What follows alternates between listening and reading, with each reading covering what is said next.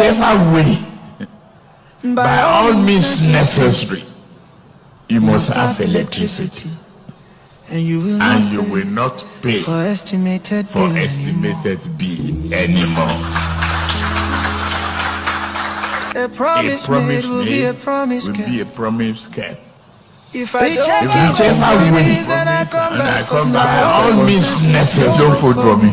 You must have electricity. That's the truth. And you will not pay for estimated bill anymore. A promise will be a promise. But he said, if I don't keep the promise, by all means I come back for second time. Don't vote for me. You will not pay for estimated bill anymore. Now now GBT, now Ojoro, now deceit, now mago, now lie, truth, no day, their mouth. Listen again. If I don't keep the promise and I come back for second time, waiting, he say, make we do. Don't vote for me again. Don't vote for me again. Don't vote for me, good. That is the truth. By all means necessary, you must have electricity. If I don't keep the promise and I come back for second time, don't vote for me.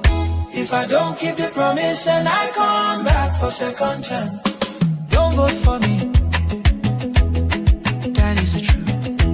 Don't vote for me. Don't vote for me. That is the truth. Don't vote for me. Don't vote for me. That is the truth. If I don't keep the promise and I come back for second time, don't vote for me.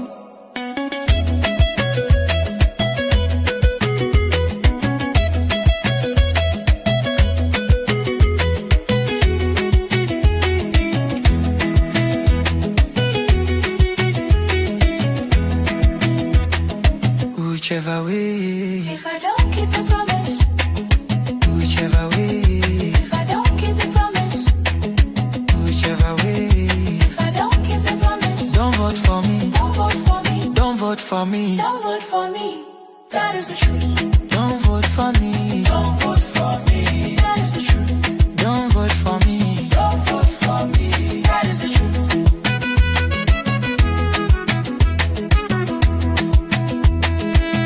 Who says so? Who says so? Who says so? B.A.T. Who says so? Tinubu. Who says so? Why your leader? He fulfill him. No. He keep the promise. Not at all. Waiting he say make we do. Don't vote for me. You go vote him. No way. You go vote him. Nigga. Don't vote for me. That is the truth. Don't vote for me. Don't vote for me. Don't vote for me. That is the truth. Don't vote for me. Don't vote for me. That is the truth. Don't vote for me. Vote liar, out. Vote mago, out. Vote GBT, out. Vote wayo, out. Vote incompetence, out. Vote boro, out. If I don't keep the promise, don't vote for me. Don't vote for me. That is the truth. Don't vote for me. That is the truth. If I don't keep the promise and I come back for second time, don't vote for me. That's the truth.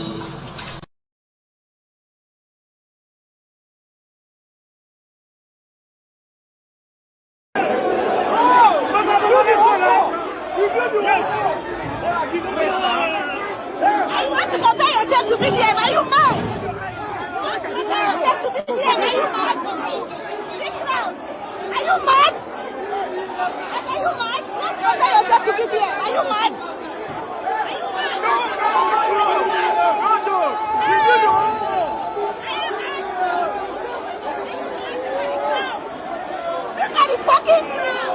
You want to compare yourself to VDM? Are you mad? Are you mad? Are you mad? You want to compare yourself to VDM? Are you mad?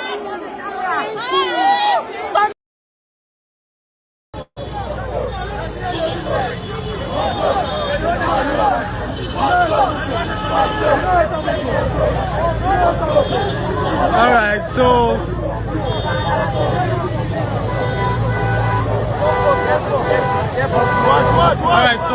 Nnamdi Azikiwe International Airport, we are live and direct. Very dark man.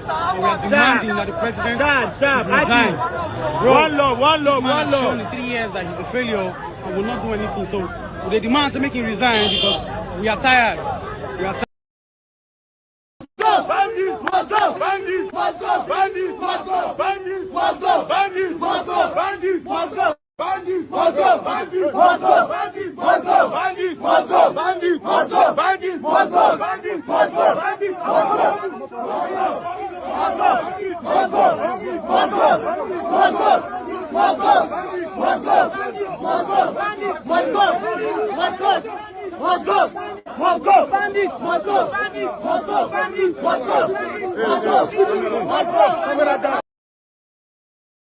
being protected. They covered him. They covered him. People are ready to die for VDM. People are ready to die for VDM. Well protected. Well protected. Well protected. Well protected. Well protected. People are ready to die for him. People are ready to die for him. Hey! People are ready. People are ready. This is how he's guided. Well protected.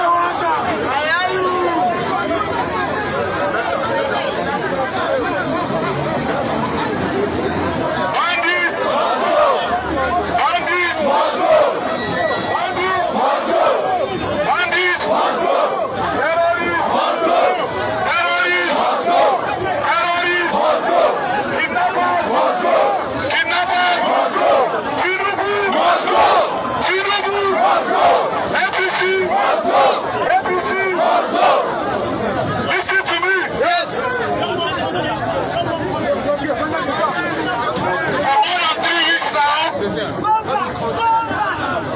children have been kidnapped. Yes.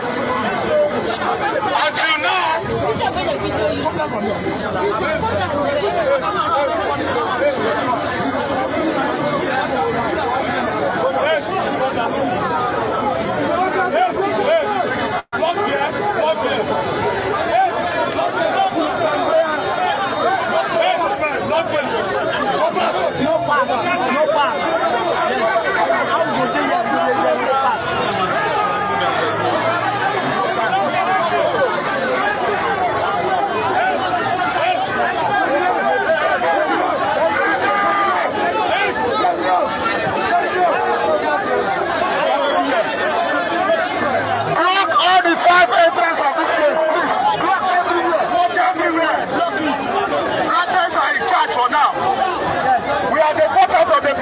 Block everywhere, no road. Block everywhere. Block everywhere.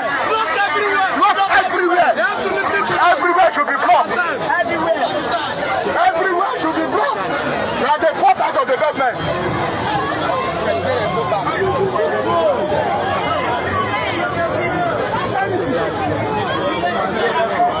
Now listen to me. Listen to me. Listen.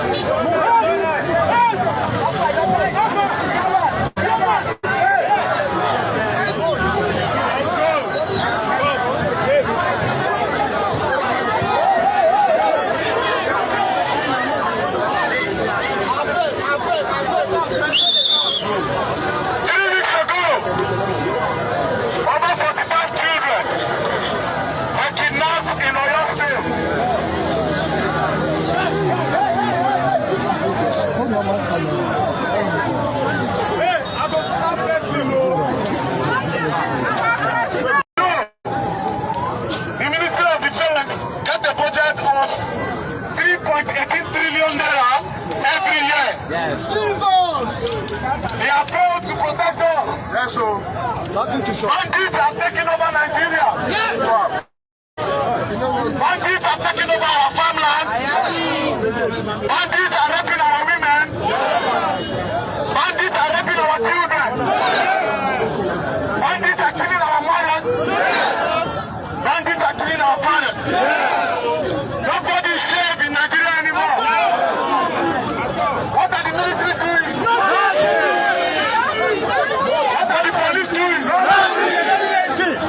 What are the soldiers doing? Tinubu won! Tinubu won! Bandits won! Bandits won! Kidnappers won! Kidnappers won! Terrorists won! Terrorists won! They are campaigning with our money. Yes. Stealing our money. Borrowing money every day. They cannot borrow money to improve our security. Very bad. All we want is for them to bring back our children. Yes, sir. They should bring back the children from our young parents. Yes, sir. And we can consider. Else, we will come out every day. Until they bring the children outside. That is the only thing we want. Yes. They should return the children and we will all go home. Simple. Yes, sir. No movement. Tinubu is a failure. Yes.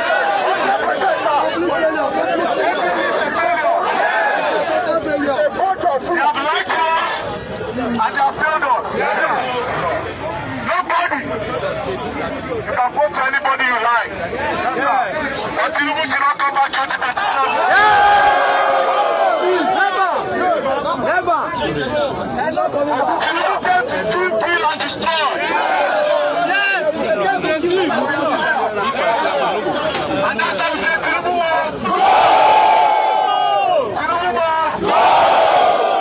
APC was. APC was. Bandit was. Bandit was. Today.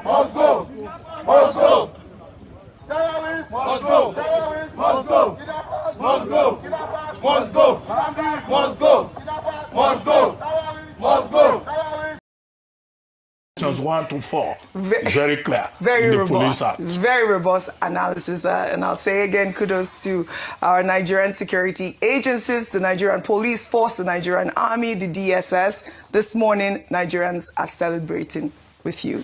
Well, you know what? Ayo, Abuja came to a standstill last night as activist Martins Osher, popularly known as Very Dark Man, led a massive protest to the Air Force Base, demanding an immediate end to the nation's insecurity. VDM, who arrived at Nnamdi Azikiwe International Airport from China, was greeted by thousands of Ratel movement members who took over the airport and the Abuja Stadium overnight. The protesters marched on, chanting, "Tinubu must go." Let's take a look. Tinubu must go! Tinubu must go! Tinubu must go!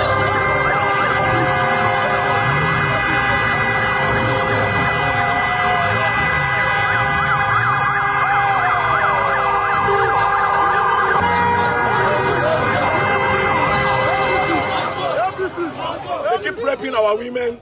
Yes, they keep taking our children. Yes, sir. They have beheaded a teacher. Yes, sir. 45 children are still in the bush. Yes, sir. Till now, nothing has been done. Yes, sir. And you are here holding gun. Are you not ashamed? I swear. If you have bullets to shoot us, you have bullets to shoot kidnappers. Yes! Yes! Shoot kidnappers. Yes! Yes! Carry your airplane and go and for them. Yes! Yes! All right, the young people are out there demanding the immediate release of our abducted Nigerians. Right there at the Air Force Base, you heard VDM saying, please carry your airplane and go out there. But there's more to this conversation about the young movement. Yes. Your thoughts? The soul of Nigeria right now lies in the hands of the young people. We've often talked about what the status quo is now and how, unfortunately, the older generation have not really done well in managing Nigeria and taking us to the promised land. And why do I say young people? Their vigor, their passion, their energy, their intellect, their manpower. Nigeria has a large population of youth, of young people, and so this is important to note.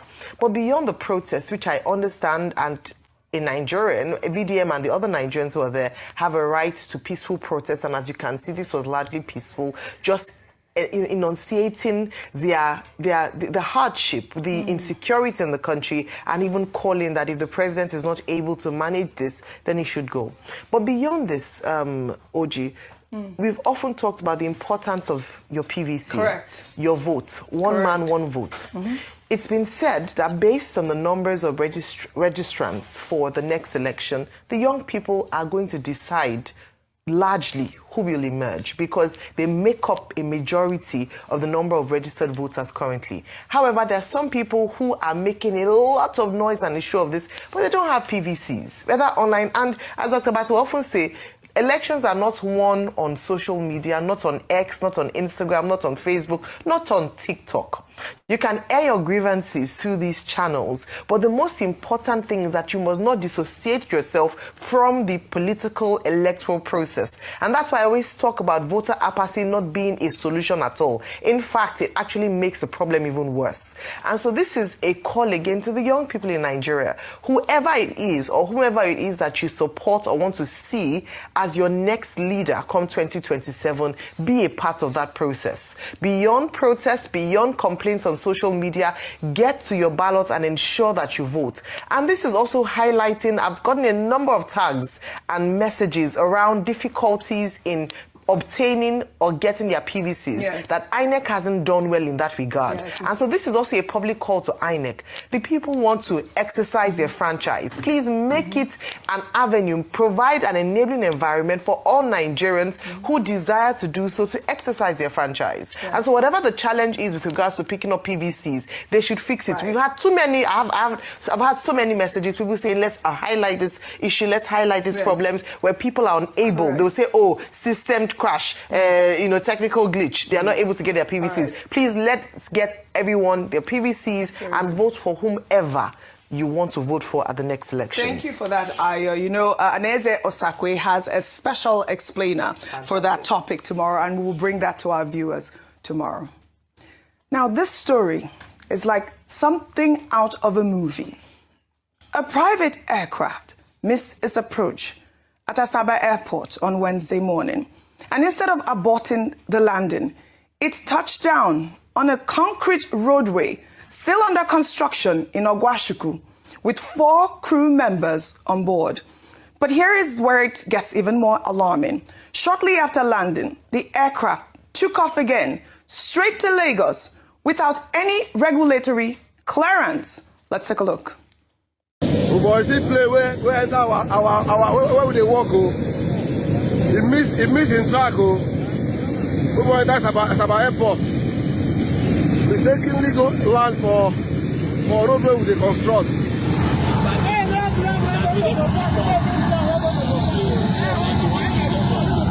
One of the tires of the roadway is shaking. So the pilot is on and now.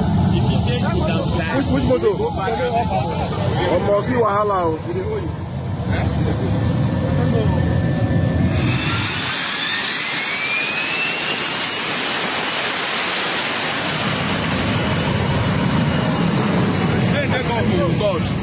Go. Make it take off.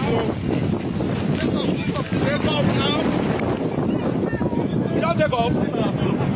Don't go. Hey. You didn't see him. I know they will see about the video.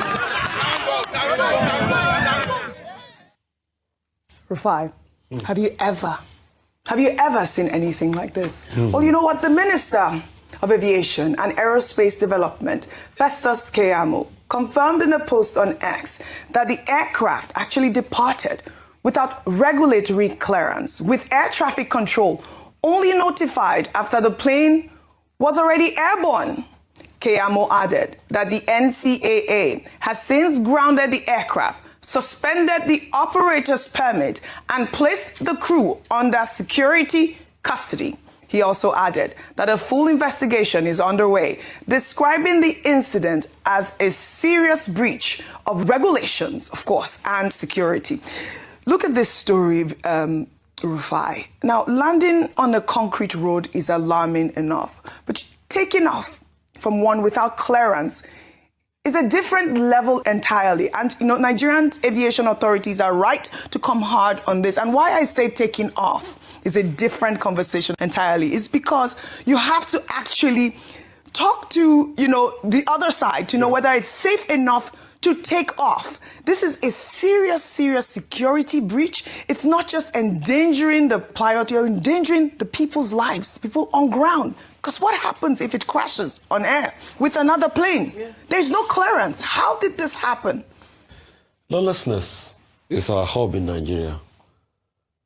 Since people were going to stay in front of plane that was about to move and they turned them into ambassadors, what do you expect? Lawlessness is our second name. Oji, who were those on board? Who is the so-called VIP on board? Or was the plane flying empty? No, 4 crew members. There are 4 people there on board as well. I think they left. Passengers. They were passengers, yes. So who are the so-called VIP Those on are board the investigations that had to go back? If they mention the name of the VIP, yes, I will be happy. But in Nigeria, I know. Let's wave that aside. Do you know what I want to say quickly about the landing? We don't know what happened and why it landed. They are saying it missed its way. That's what they are saying. Obviously, that's what saying they are it missed its saying. way. Right. But Oji, who were the people on board there? Because those VIP, it's either their life means nothing to them, but I don't want to think an average Nigerian VIP life would not mean anything to them. So it's just the level of lawlessness that pervades the air.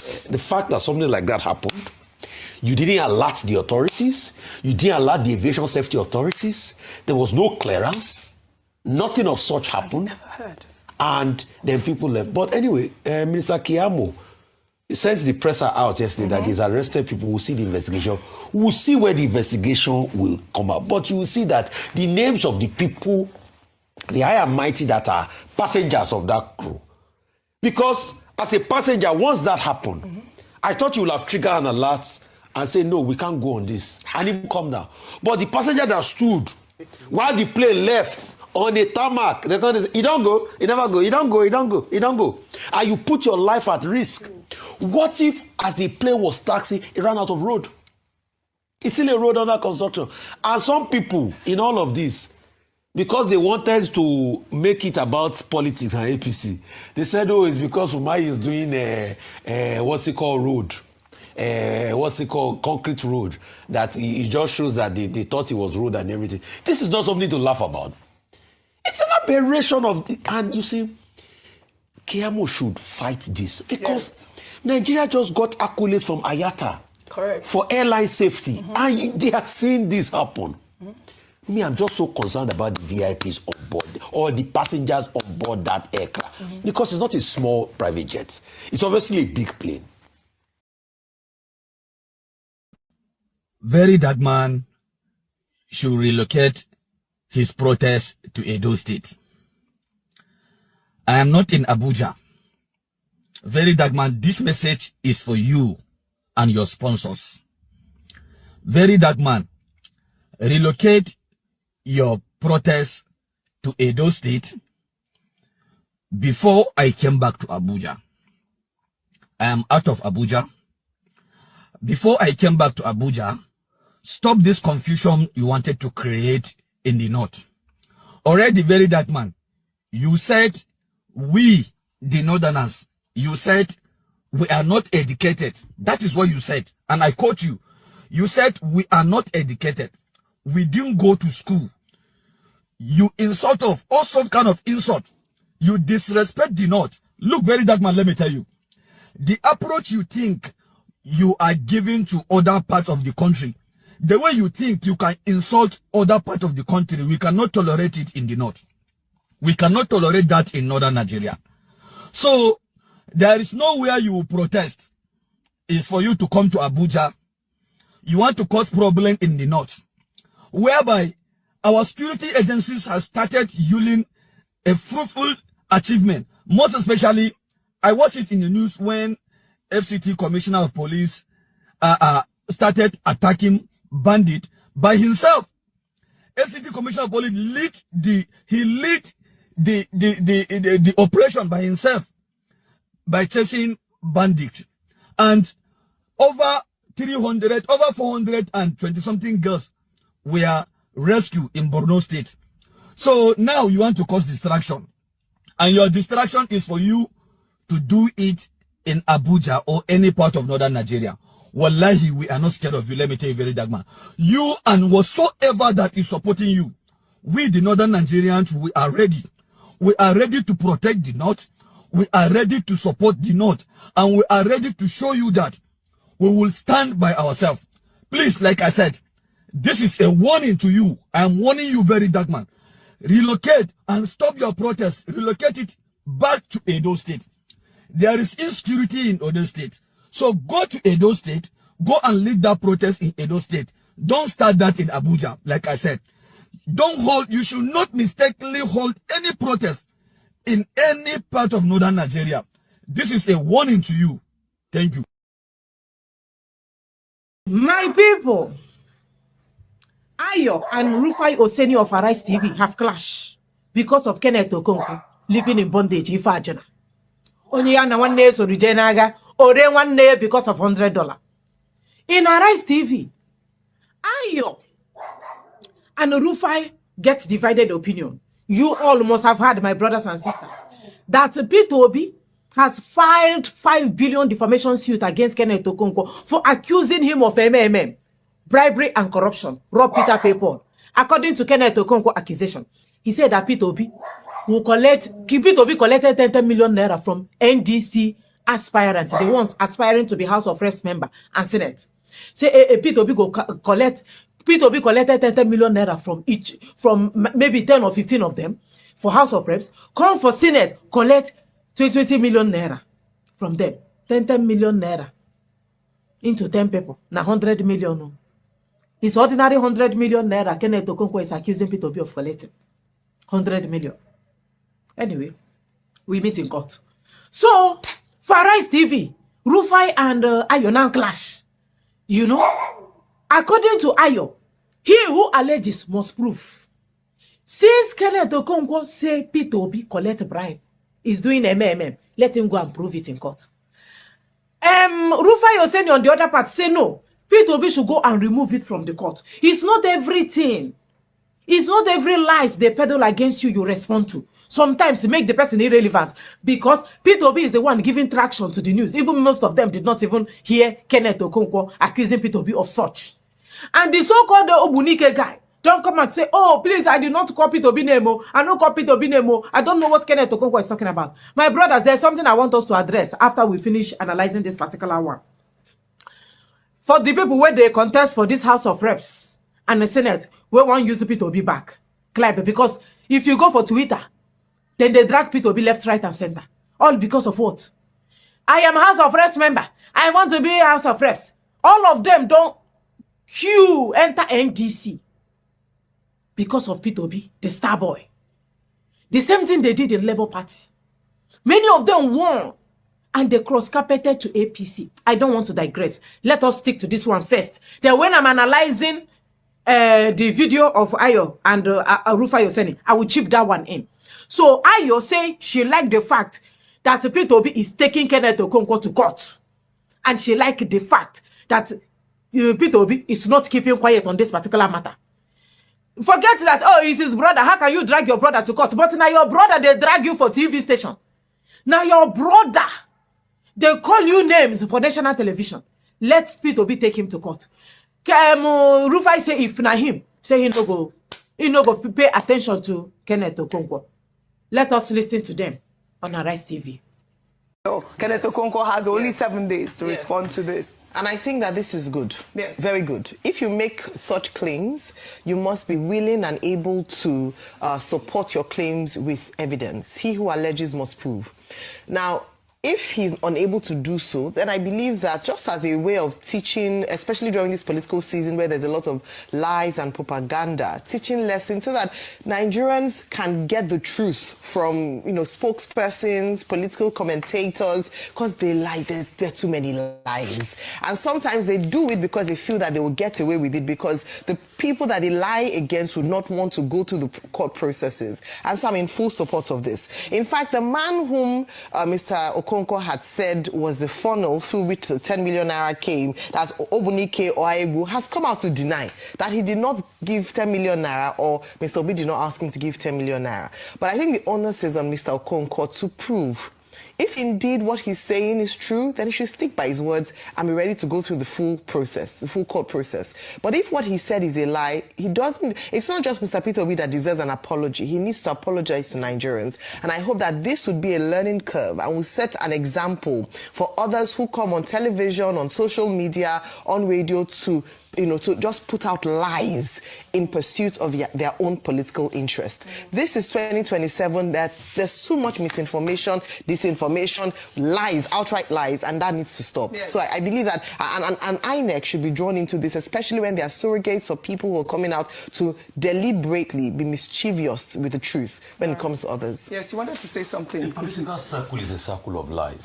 If I'm to advise Mr. Peter Obi, remove that case from court. You don't need it. See, there's something called like a media information ascendancy. I can bet you a lot of people did not even hear when Kenneth Okonkwo said it. When it became news was when Peter Obi told. You have just given Philip and you have just given free media traction to the guy. He can talk all he wants. You will just act like you didn't hear. The best you can do is, okay, refute it. I didn't say such, I didn't do such and all of that. But when you now give them Philip, you not drag that in court. The other person will not feel like a champion. Oh, he took me to court. Can you see? He took me to court. The matter becomes more than yam pepper scatter issue at That means it becomes a blown out matter. Nobody will even get to know about it. So it is not everything you react to. Okay. Or if I want to sit here and be reacting to every insult and lies people tell about me, I will not live here. I don't think you should pursue everybody, but once in a while make an example. And then it is your personal integrity. He has family members. His children will use his name. In the future, how do you begin to explain to people that what he said was a lie? The truth is, let me tell you one hard truth today. Once you decided to do a job in the public space like media people and all of that, you've opened yourself to the world. They will lie, Yes. they will slander, they will. Absolutely. It's the one you can fight. But you know he has an election when to he win. took Deji Adeyanju to court, we told him, withdraw, leave all of this. Don't take all of them, but take once in a while. Once in a while, take some of them. Catch them by surprise. Why should he even take Kenneth Okonkwo to court? Kenneth Okonkwo that in 2023 was speaking in favor of Obi, all of a sudden they don't like he's speaking against him again. Is that kind of person you're wasting your time on? All right. You really have time, Peter. Teach him a lesson.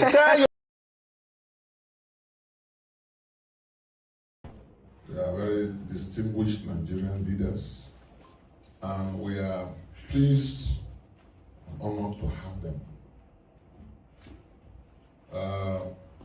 This party is a party for all Nigerians. They are now, by the decision that this party has taken, they are flag bearer, they are our flag bearers, and we have no issues with any of them. If I were running, or you the security challenges in this country, you could see how armed forces, members of the police force and so on, how they are tackling these insurgents, bandits and criminals all over the country. And unfortunately, there are some people that probably are even happy with what's happening, that as far as they're concerned, they're not in government, so whoever that we are in government, we should just come down. Well, you know, insurgency or criminality knows no religion, no tribe, no ethnicity. So the earlier we come together, help the government by opposing us, of course, by them telling us to resign or we're not doing well, that will ginger us to do better for the country. And so far, we're trying our best. And as I said, if our best is not good enough, when the election comes, the people can decide otherwise. All right, thank you very much. Now, I understand, I mean, as an APC chieftain, you of course speak in support of your principle, but I don't know what you feel about the fact that young children are in captivity at the moment, and the APC still has the boldness to be campaigning at this season. Do you not think that that's enough for a responsible leader, where possible, to say that, you know what, I'm not able to handle this because the lives of young children and citizens matter above personal ambition? That's one. The other part of it is the area of the economy. The IMF, World Bank have previously praised the efforts of this administration with very difficult decisions they've had to make and its impact on macroeconomic stability. But they've continuously criticized the handling of protecting the most vulnerable in society, saying that a safety net, even if it's in the area of cash transfers, social intervention ought to have been implemented. This has still not yet been done in the third year of this administration. I don't even know to what extent the Ministry of Humanitarian Affairs and Poverty Reduction is functioning. What do you have to say about these two areas that the president campaigned largely on in 2023 and that is obviously failing?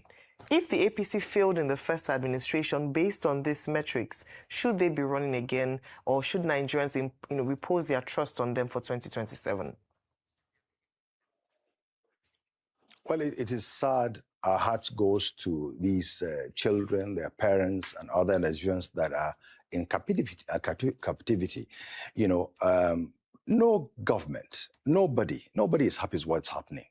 But then you see what you and I don't know is that what the security agents are doing. The same Nigerians that are complaining these things are happening are also the same Nigerians that criticize, security agencies by not intervening in situations whereby collateral damage is they are trying to avoid that. As I speak to you now, I know, as a matter of fact, that there are security agencies all over the place. They know exactly where these people are, but then there are also consequences to, the government has a responsibility. The government cannot just go because everybody's saying, look, go after them, go after them. Government is trying as much as possible to make sure that nobody is injured.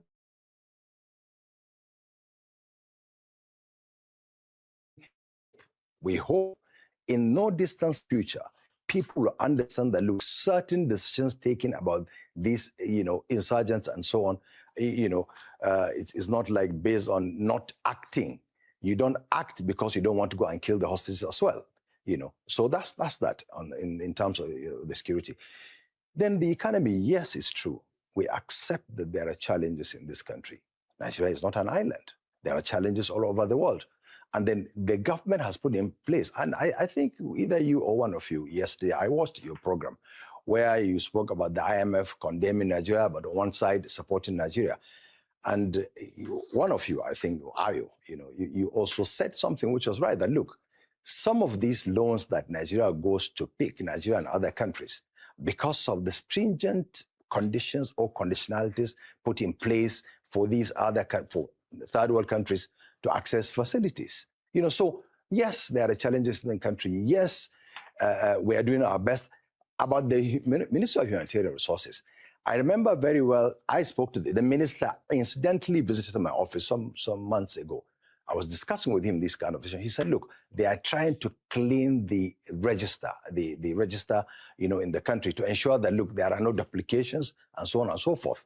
And I am sure any moment from now, these things will be put in place. And the Renewed Hope agenda that the president has... They've been trying to clear this register for 3 years, and the people are languishing with a high cost of living. They've been trying to for 3 years. How long more should Nigeria wait for them to begin to enjoy the dividends of the Renewed Hope agenda? Well, unfortunately, Nigerians have to wait to make sure we get it right, because so that there will not be duplication, there will not be mistakes. And I hope by the time it starts immediately, anytime from now, there will be backlog of payment. Okay. Mr. Farouk, good to see you again. Mr. Farouk, promises are very sacred, right? Especially when it's made by people, politicians. President Tinubu has fulfilled exactly 11 out of 53 tracked promises. That's about 20.8% fulfillment rate 3 years into his term. President Tinubu didn't need to make this promise. Hope you know that. It came from him. So the things he promised Nigeria, out of 53 tracked promises, he's only fulfilled 11. 20% in the last 3 years. So if a man promises you something, and out of 100% of the promise, he can only fulfill 20% of his own promise, has the man not failed himself with his promises? Well, it's subjective, because these things, government is work in progress. And let me also make one confession. Sometimes when you're in opposition, there are certain assumptions you make. By the time you get into the office, when the truth glare at you, you know that, look, certain decisions, certain promises you made cannot be fulfilled. So that's it. And in fact, this goes with virtually every government. You promise certain things based on certain assumptions, but then when you get into the seat, now you realize that it's probably certain decisions taken by successive governments, government before you, they had their reasons for doing that. So these are some of the challenges of politicians as well. So, Mr. Farouk, why do you then deceive them with a promise when you have not done your study before you make the promise? Deceit. You didn't. No, hang on a minute. It becomes. See, if you are saying that there are things that when you get to the government you discover that you are hazy about, it's best not even making the promise. And that's why I deliberately said these were promises by President. He might choose not to have made it. We will not hold him accountable by him. But he decided to make the promise by not checking those things. And you say when you got to power, it was different. But this was the same person. They were so quick to criticize Jonathan over insecurity. Do you know the names and the protests that happened? So when you were saying then you were going to fix the problem of insecurity, that Jonathan was clueless, you didn't understand and empathize with what was going through.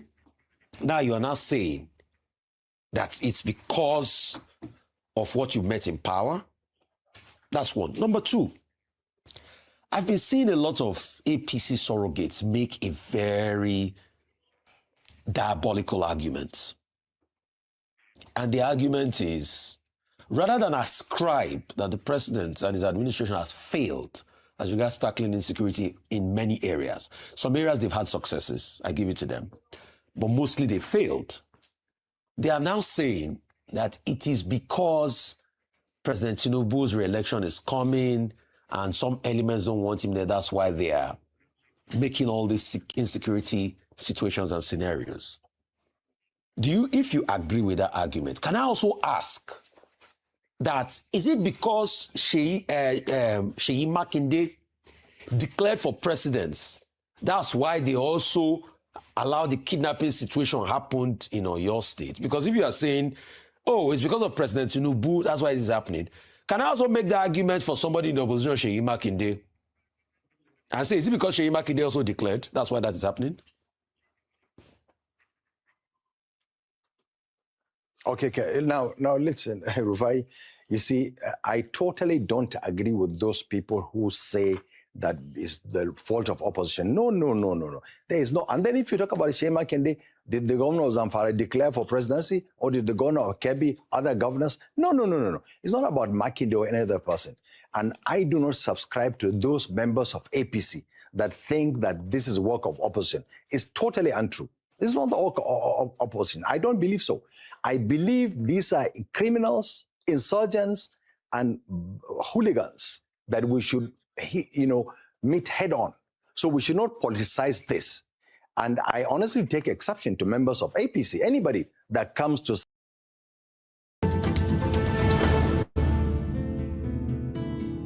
Over the last few months, the Nigerian Democratic Congress has emerged as one of the most talked about political platforms in the country. It's attracted influential politicians, secured a presidential candidate with a formidable national following, energized opposition supporters, and positioned itself as a vehicle for political change ahead of 2027. But rapid growth has brought rapid tension. Aspirants are complaining, party members are whispering, and questions are being asked about who really decides the future of the party. Is it the grassroots, the stakeholders, the caucuses, or a handful of influential leaders? At the same time, the party is asking Nigerians to trust it with national power. But should a party that promises democratic renewal demonstrate that renewal inside its own house first? These are not just questions about one political party, they're questions about the future of opposition politics in Nigeria. Because one of the oldest tests of any political party is not how loudly it condemns the government, but how fairly it treats its own members when power, tickets, and ambitions collide, and when the stakes become higher and power comes within reach. Tonight, we'll put those questions to the main architect of the NDC project and one of the most influential voices within the party, its national leader, Senator Seriake Dickson.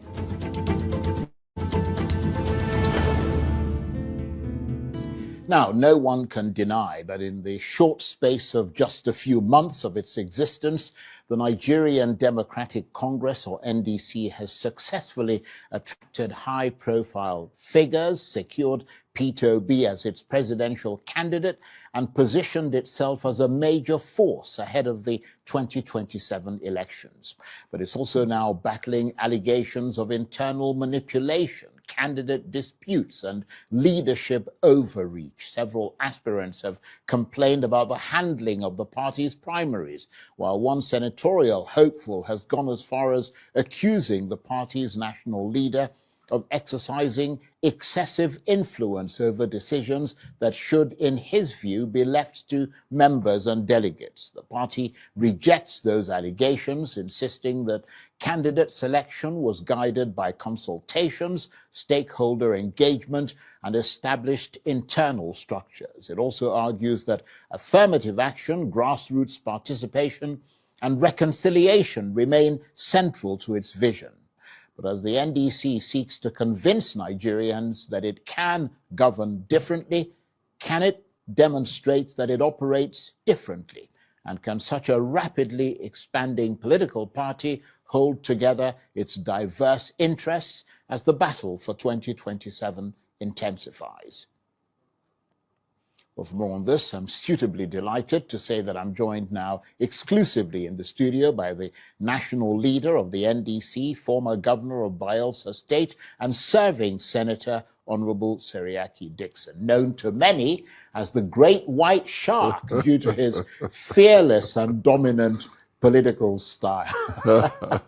And of course, there's the shark. This is it. There's the shark. So, I mean, you earned that moniker. Well, first of all, welcome. And thank you very much indeed for coming on. It's been a struggle trying to get you on because you've been incredibly busy. Yes. And then you also got a bit sick, but now you're better, so we're glad to see you. And you earned that moniker of the Great White Shark because of your apparent ability to maneuver and assert strength during turbulent political seas. Would you say that now is such a time of turbulence in the NDC?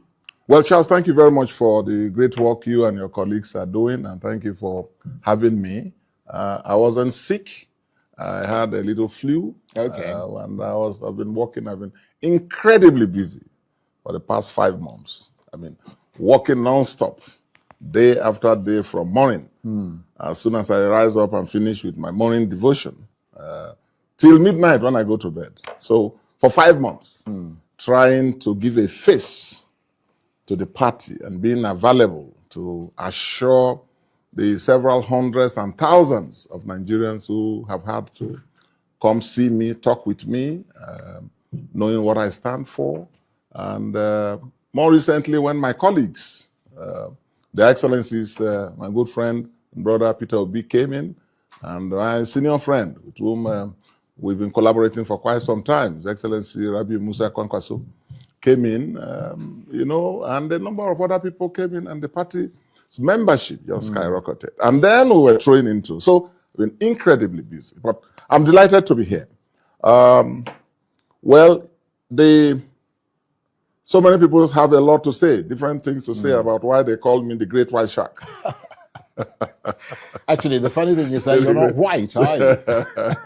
The Great White Shark. And what I know is that we don't run away from turbulence. Don't run away from the stormy waters. Right. Sometimes the kitchen gets hot. And in this business, you've got to be prepared for that. Indeed. If you can't stand the heat, get out of the kitchen. You may as well get out of the kitchen. So you can, for people like us, we say, come, bring it on, bring it on. Good for you. Yeah, bring it on. So we're managing it incredibly with the understanding of Nigerians, with the working together with stakeholders, my colleagues in the leadership. And I'm a very consultative person, as opposed to the public persona. I'm very, very consultative and hardly take a decision of any significance without consulting. Well, that's a good feature, isn't it? Oh, yeah. Consultation, consensus building. Those are skills that have served me incredibly well in this business of management of human beings, which is what politics is all about. Political leadership is about decision-making. Yes, can't run away from decision-making because you want to look good. No, that's not my style. Firm, fair, consultative.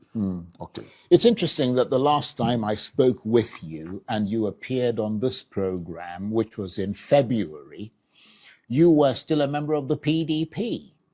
And now, of course, you're the founder and national leader of the NDC. And I can't help wondering whether if the PDP hadn't become embroiled in a crippling crisis, you would have gone ahead with this NDC project. Well, first of all, as you've rightly said, and as all Nigerians know, I've been an ardent member of the leadership of the PDP for quite some time, playing different roles.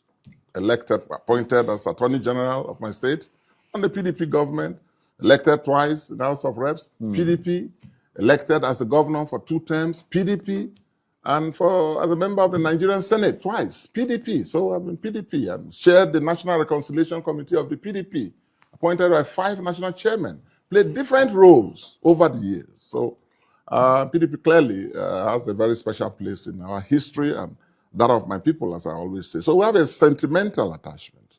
The last time you recall I was here, we were still battling, as I and a number of our friends have been doing over the past years, when PDP, unfortunately, went from what we knew to become something else we never imagined it could be.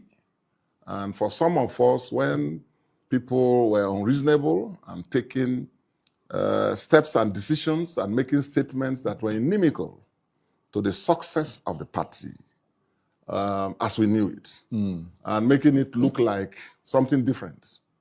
We saw it coming. And particularly with the way the last executives managed the processes. They had opportunities to make peace. Charles, in this game, you are managing diverse interests. People can have contracts, people can have state, enjoy federal and state. The NDC leadership is intact. Their democratic freedoms to us. Comparison to other parties. It's how you ran your own thing. I mean, the allegations against your party is an issue of party management, which some are directly linking to you yourself. I mean, they're saying basically that if you run it doesn't matter whether you're a new party or an old party. If you run the primaries honestly and according to the rules of the game and the laws, and fairly, there wouldn't be a problem. Now, let me explain. And their accusation is that you're not running it fairly. Now, let me come. First of all, as national leader, my rules under the constitution of the NDC are clear. I'm not a full-time, I'm not an executive, day-to-day executive officer of the party. Yeah, but you loom over the party. And understandably so, as founder, who has especially a duty at this period, who is there to guide and advise and encourage and give support. That's what we are doing. And I'm not alone. All others, my colleagues, everybody's doing it. And we're a party that respects leadership. So, unlike what people say because they don't understand the processes, we have state leaders and caucuses, senatorial district leaders, and down that with time, we'll have local government leaders. So actually now we're at the state level where a number of these decisions that people are talking about are wrongly attributing to me or the national chairman of the party and the national working committee. Well, they are actually decisions taken at that level. Yeah, but perhaps what we should do then is draw because you've got tremendous influence. You're not just the national leader, you're the founder of the party. Yes. So you've got enormous influence. Yes. So perhaps what we ought to do is to draw your attention to specific instances and get your reaction to that. No, can I explain? Because I was drawing, and because I have a duty to use this program to enlighten you and the public. Finish what you're saying. And which is why I was talking. I'm worried that time is galloping. No, we'll try, because this is important. Nigerians need to understand that, for example, I was talking about the way the APC primaries have gone. Up till now, the APC concluded their primaries 2 weeks before we started. I'm not aware if they have announced any names of winners. Okay? Same for the ADC that has been in existence for about 2 years. We are just 2-3 months. Yeah, but you don't have to be like them. No, listen to me. You're supposed to represent something new, something fresh. All of us are making a claim to that representation. Okay? Otherwise, they wouldn't be voted for. What I'm explaining to you and to Nigerians is to educate us that the bane of this issue, the root cause of this issue, which is affecting all parties, and we are managing it far better, even without any government influence. No officials who take charge. If the APC that has governors that moderate ambition and manage, and with a president at the federal level doing the same, is having demonstrations everywhere and people complaining and going to court, that should tell you there's a problem, which is what I know. You and I, I was here, maybe when you were away, and I made a point from the day the Electoral Act was passed, that it was a legislative overreach, that the Electoral Act had no business, the National Assembly They had no business in prescribing compulsory and mandatory direct primaries. And that the issue of the mode of primaries should be left for the political parties to decide. Yeah, but we've and gone past No, that listen stage to now. me. There's a connection. And Yeah, this is the point people are not you've held missing. your primary. No, sorry. This is the point people don't understand. And I have a duty, not only as a legislator, but as a participant, major participant in the process, to explain. You see, previously, you were not having this deluge of complaints from any party at all. There were complaints, people would go to court. But the system was controlled because they had a delegate system. For example, people knew the venue, only one place. Okay? People knew the voters, selected delegates. Now, the thinking was that, okay, let's make it more democratic. But you haven't taken into consideration the infrastructure that comes with that. It means that INEC has to, for example, be in every ward, if you are talking of a direct primary. The APC did that in the wards. INEC doesn't simply have the capacity to do that. So what you do, and in our own case or in the ADC, and more so for a new party, what happened, but when you say direct primaries, most of these guys, people who are making claim, oh, they have won, or so, are people who themselves, if you look at it properly, if you authenticate their claims, if you investigate those claims, most of them, they are brandishing results. Those results may not really be results that the national body that sent people to conduct primaries would say, yes, these are results we recognize. Yeah, well, those are the challenges that I'm not saying that they have no right to be angry, but I'm saying that in a direct primary situation, if for any party, if more so for a new party, you go to the field and people begin to gather their crowd, okay, declare themselves, and then tell you have won. And that is the thing. That's why I talk of the institutional capacity on the part of the regulators. I can understand the point you're that is making. The point. On the part of the regulators and also on the part of the political parties. Yeah, but it's not just about the results of the primaries. There's so many other things around those primaries. I give you an example. Aisha Yesufu, who's a very well-respected... I know you will go there. No, hold on. Let me just make the point. And I make a number of points, and then you can respond to them. Yes. Aisha Yesufu has alleged ill treatment in the NDC. What's the nature of the ill treatment? There are aggrieved members protesting against the primaries. Charles, you have to be fair to the party, okay? Yeah. Now, well, you're interrupting me. I haven't made the. I have to interrupt. I haven't made the point. So that you can, when she says ill treatment, can you define the nature of the ill treatment? Well, because there are people who maybe because they are popular on social media, they are well known. They may not want to play, but I don't want to talk about any particular person because for today, Aisha Yesufu is a member of our party. Right. And we welcome her. But you see, people, I'm not here to talk about parties.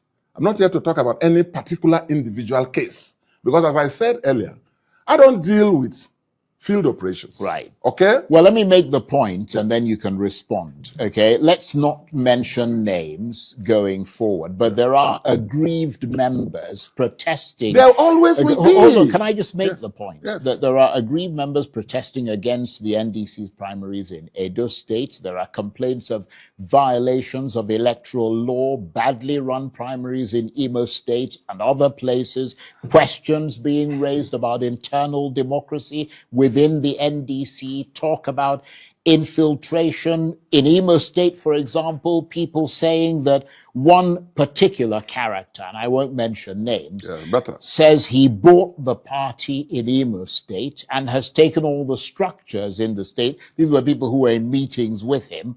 And therefore, anyone who wants any position or ticket must come through him for his approval. I mean, and I have to ask you whether that is a fact and whether you're selling positions in the NDC in Imo State to the highest bidder. Then we've got Rivers State. We understand there have been allegations that the richest person gets the ticket in the primaries because ostensibly you believe that the richest person has the capacity to fund the governorship campaign. So basically, if you don't have the money, forget it. Well, can I respond to this? As I said, first of all, I would like our party members to understand that we bear with them. And I'm not here to say that the primary processes were perfect. Far from it. I have been a supporter of electronic voting.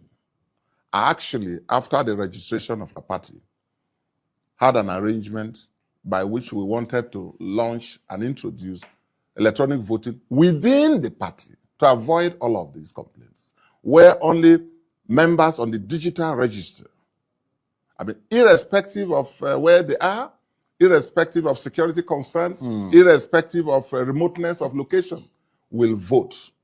But we didn't have the time. Remember, in all of this, there's always a context, and which is why I try to explain. Because you see, things happen, Charles, in a context. So don't forget the context. One, of the newness of the party. Context number two, of the mandatory direct primary that all parties were compelled to have.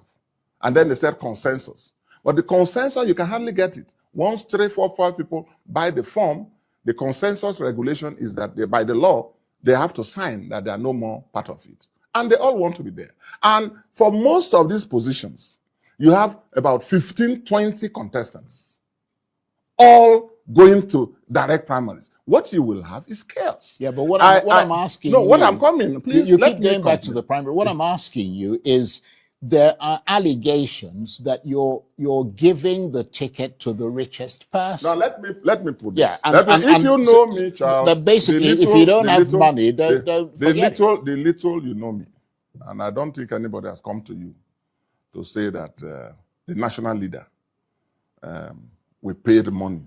Nobody's alleged that anybody paid money to you. No, that's not it. That's not it. So that's not it, and it will never be. Nobody is also saying, oh, the National Working Committee members. When you say selling position, no, I don't think that's what happened. Okay? The National Party, of course, sends people to conduct these things. Huh? And as the mother monkey says, you can only sometimes know about it. You can't speak so much for the ones you are carrying. That's why I say a few things, as in every primary, whether it is PDP, APC, and ADC, these things happen.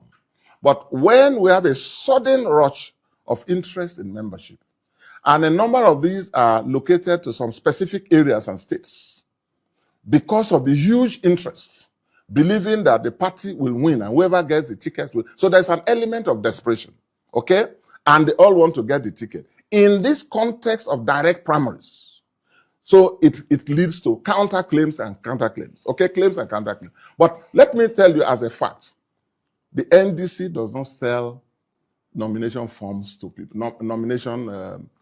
tickets to people based on how much they have. No, but don't worry, every politician. But do you give priority to people who can afford to fund the campaign? This is an opposition party, Charles. I've been an opposition politician. And sometimes in the comfort of an air-conditioned room, people can make all kinds of claims and talk like activists and so on. In the real political world, resources are key. That's why people mobilize funds. That's why people talk of a network that will raise funds. So it is perfectly legitimate for not just the NDC. For that to be a consideration. To say, look, do you have the resources?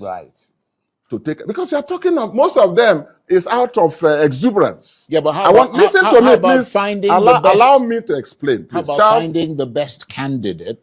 And if they don't have money, you and the party try and raise funds for that person to run their campaign. I'm not sure that because that would fit into the philosophy that you want Nigerians to understand about the NDC. It's not all the candidates in the NDC that are billionaires. No, we're not a billionaire party. But if stakeholders, in the course of their interviews, in the course of their interactions, ask, you want to be a governor? And by the way, all these states people are talking about are controlled by APC, whose governors are getting 50, 60 billion every month. And then some guy wears suits to you and tells you big stories. I can take out this governor. It's perfectly legitimate in the real political world to say, gentlemen, can you let us know your sources of funding? I'm sure that that's what the stakeholders did. Okay? And I can tell you that is perfectly legitimate.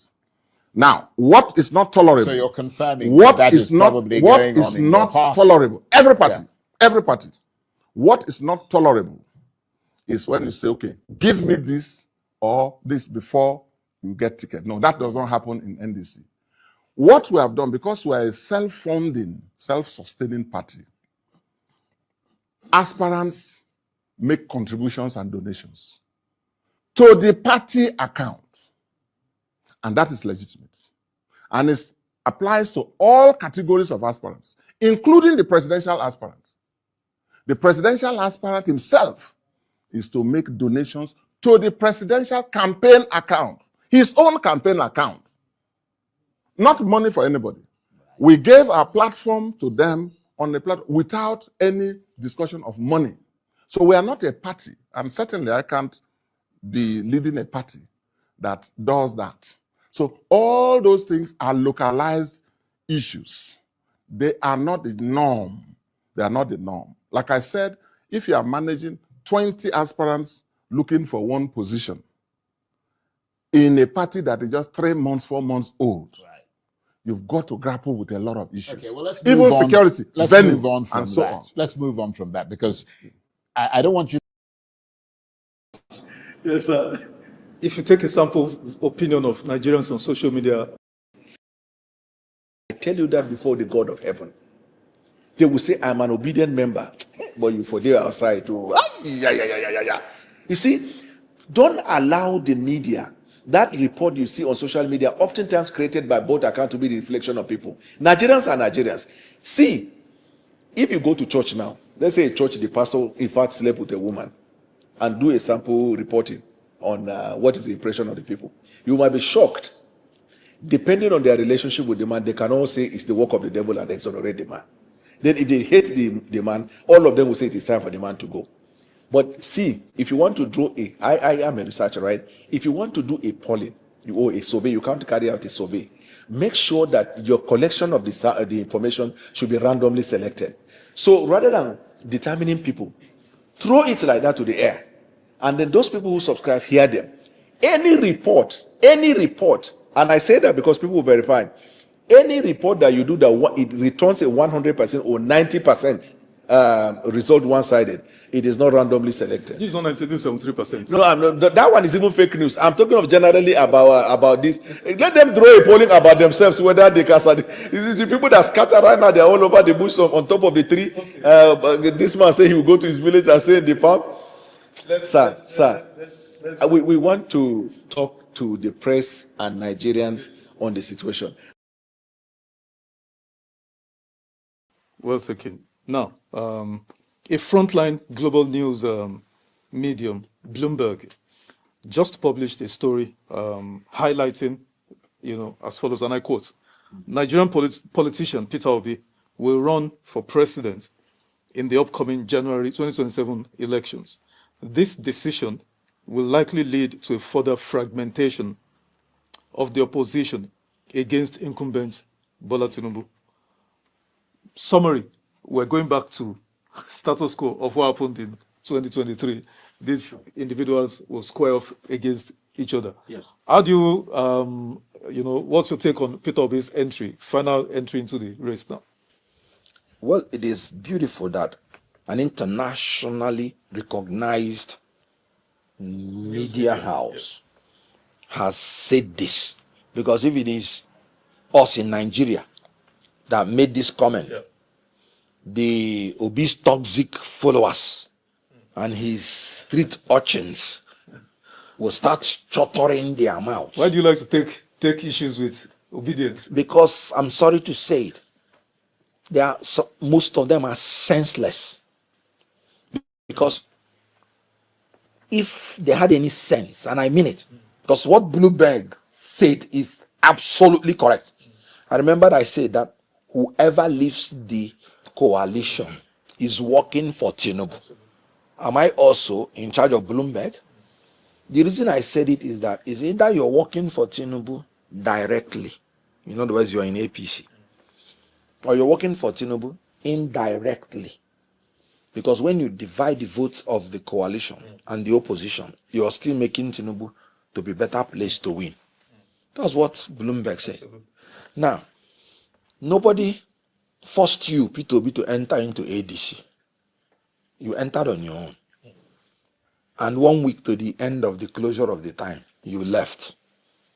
And you gave the reason. What reason did you give? You can't compete in primary. And you want to be a politician. And you can't compete in primary. You want to be the president of a challenged country. And you're running away from challenges. Let me tell you, the truth is that in 2027, anybody voting any vote whatsoever to P2B, you're voting for Tinubu. And don't say that I didn't tell you. And I will give you example with Enugu State. In Enugu State, we worked very hard in 2023 for P2B. And from the presidency down to the House of Assembly, we won all our elections under Labour Party. I believe that P2B won. I believe that the governor, Chijoke Edoga, that ran under Labour Party in Enugu State, I believe he won. I believe that our senator won. I believe that our House of Representative person won. I believe that the House of Assembly won. And all of them won under Labour Party. So they won because we voted for P2B and because we voted because of P2B. Today, all of them are members of APC. All, without exception. We lost our senator. The House of Assembly member we voted for has joined. The House of Representative member we voted for under Labour and because of P2B has joined APC. The gubernatorial candidate, I believe he was rigged out. He himself that was rigged out has joined APC. Card carrying member. And they have given them the tickets in APC to run against us and against P2B. Then Tinubu himself, APC. So the governor now sitting is now APC. So I went to vote 2023, believing I'm voting for P2B. I'm believing I'm voting because of it in Enugu State. And today, all my votes now, APC has been the beneficiary of all my votes, all my suffering. APC owns it now. So I have now voted indirectly for APC without knowing and without my consent because of P2B. Now again, the people that are following P2B now in Enugu State, I'm giving Enugu State because that is the one I can tell you the evidence. Are the people that were in APC and PDP in 20 that fought us. So they are the ones now following P2B. For us now to vote for them again in the name of P2B. So what it means is that because P2B will not win the presidential election because it's deja vu, like the Bloomberg now has pointed out. If P2B goes to run now, assuming that those ones following him now, you vote because of P2B and they win. That means you have voted for APC members. This one is real APC members and PDP members, 2023. And that means they will also defect to whichever one is the ruling party after the election. And then you have voted again for APC or another party without your consent. So P2B presently considered is working for Tinubu and working for APC. Now, let's look at his, because he chose a vice president who said derogatory statements about P2B, who made derogatory statements about Ndibo in 2023. So it doesn't matter for P2B. And then you think in 2023 he will be working for you. Sorry. Okonkwo just launched his presidential bid for 2031 on May 3rd in the name of being a member of NDC. Was it not the aid of the governor that said that Okonkwo was sent to destabilize and scatter the opposition? Okonkwo is now telling his people they cannot even protest against insecurity, against Tinubu's government. So if a man believes you cannot even protest against insecurity, how would he protest against any election rigging? Assuming NDC even wins and they rigged it against them. It is now that P2B has been trapped. NDC is Tinubu and APC's political party. Can't you see that they were not to be registered until I heard, allegedly, because I heard it from the Obidients' mouth, that there was a meeting between Sierraka Dixon and Tinubu. And then they registered NDC. Who is NDC serving? And when they registered NDC, what happened? INEC said they are not qualified to be registered. And they went to court. That's why initially you will see national chairman by court order, national secretary. A party that has not been existing, meaning INEC was compelled by court to register them. And you're talking about NDC. And you know what? They said, P2B said they were invited by NDC. Meaning NDC was registered to lure him. And then he ran with it. Now he has entered their trap. I can tell you without mentioning words. And this is the greatest fraud that has happened. Those people that left ADC in my state, Enugu State, and went to NDC, you know what they called me to tell me after the primary? They said those that wanted to be House of Rep member, after paying their fees, they were told they were going to pay a bribe of 10 million naira. And they paid. Those that wanted to be senators were told they would pay 20 million. And they had to pay. And after that, they still collected their money and failed them. I don't need to tell you. Real aspirants said this. Aspirants said this to me directly. Real aspirants under NDC said that has contested. And then they after collecting their money.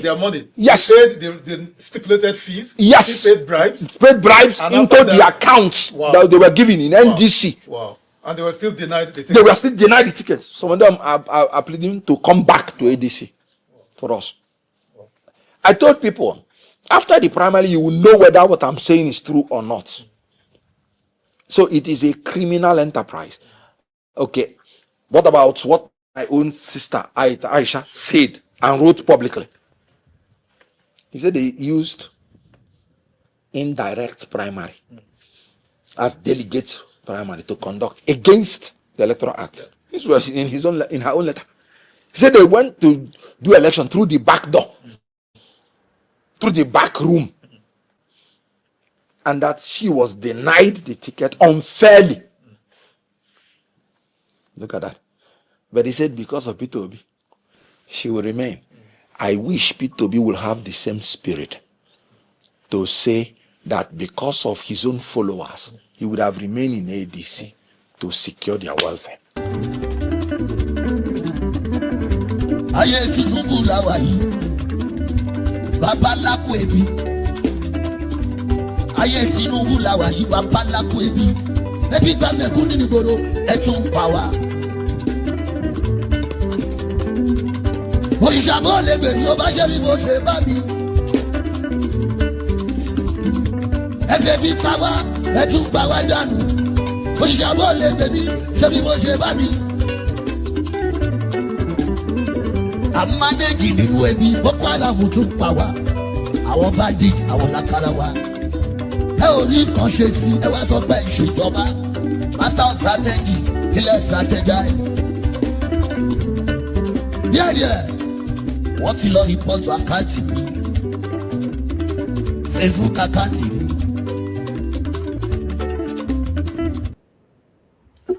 All right, guys. We are back again. How you guys doing today? Today's Thursday, 11th of January. June 2026. I appreciate every one of you. Good morning, good afternoon, good evening to you all. Thanks for your time with us again. We are here talking about what is affecting you and I. It's like continuing from where we stopped yesterday. Yes, we are still on the state of the nation. Thank you very much for your time. My wonderful panelists, many of you have been so consistent. I want to say I'm grateful for putting your voices out there to see how we can have that better Nigeria in our time. Thank you very much, my lovely mother, mother of all mommy diaspora. Thank you very much, mommy, for all that you do, for always being there for us. I appreciate you always. Thank you very much. Thank you, Abu Azim, my brother. I appreciate you. Thanks for all that you do. Thank you, Mother Eugenia. God bless you. I appreciate you always. Thank you, Mother Peggy Modi, Mother Stella Marcel, Mr. Johnson Emmanuel, Michael Ganemaro. God bless you all. Mike Akionbare. Thank you, my brother. Eva Line. Thank you, thank you, thank you. I appreciate every one of you, my people. Help us to press on the like, help us to share. CKP, I can see you. Good evening to you. Okerishi, I can see you as well. Thank you very much. God bless you all. Just press on the like, help us to share. Divine Cross in the building. I appreciate you. Thanks for your time. Sheyi, I can see you in the building. Thank you, thank you, thank you. And think we need to move on right now. Also press on the dollar sign. Please, I encourage what we do here.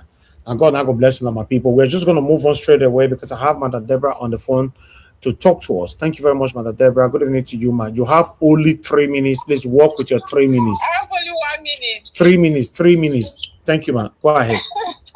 Yeah, good evening, everyone. Good evening, Mr. Elvis. And good evening to everyone watching. Let me first of all start with the protest, the VDM protest. It's a move in a good direction. I'm glad that he's taking some action, at least leading a protest, which is expected. But my surprise still, in as much as I appreciate this effort, but there's something I observe. I still see the crowd that is there. Despite everything that is going on with the kidnapping and the inflation and everything that is going on in Nigeria, I was expecting to see a lot more people than the crowd that was there.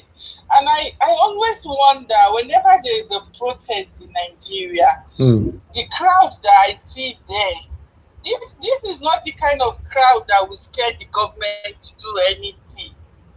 You know, if today Adeboye calls for a crusade in Abuja, I can bet you the crowd you see there will be 10 times more than what you see in the protest. Or if somebody like Pastor Jerry Eze calls for a crusade in Abuja today, I'm telling you, a stadium will be full. The stadium will be full. The crowd you will see there will be 100 times more than what you saw on that protest. And that worries me a lot, that regardless of what is happening, people are still afraid to come out to protest or to make their voice known. But they just complain and talk in their bedroom but they are not willing. They are still reluctant to come out and express themselves, themselves. And that to me is really, really worrying. Then regarding the NDC chairman, that's Dixon man, he's really beginning to look as if, I don't know what's the man, the way he's coming out to talk now, and even the way he conducted the primaries. This man now is beginning to look like, I'm worried if he's not going to look like Abure. Because the way he's going, you said? You are worried he's not going to look like Abure, right? Yes, he's already giving that vibe.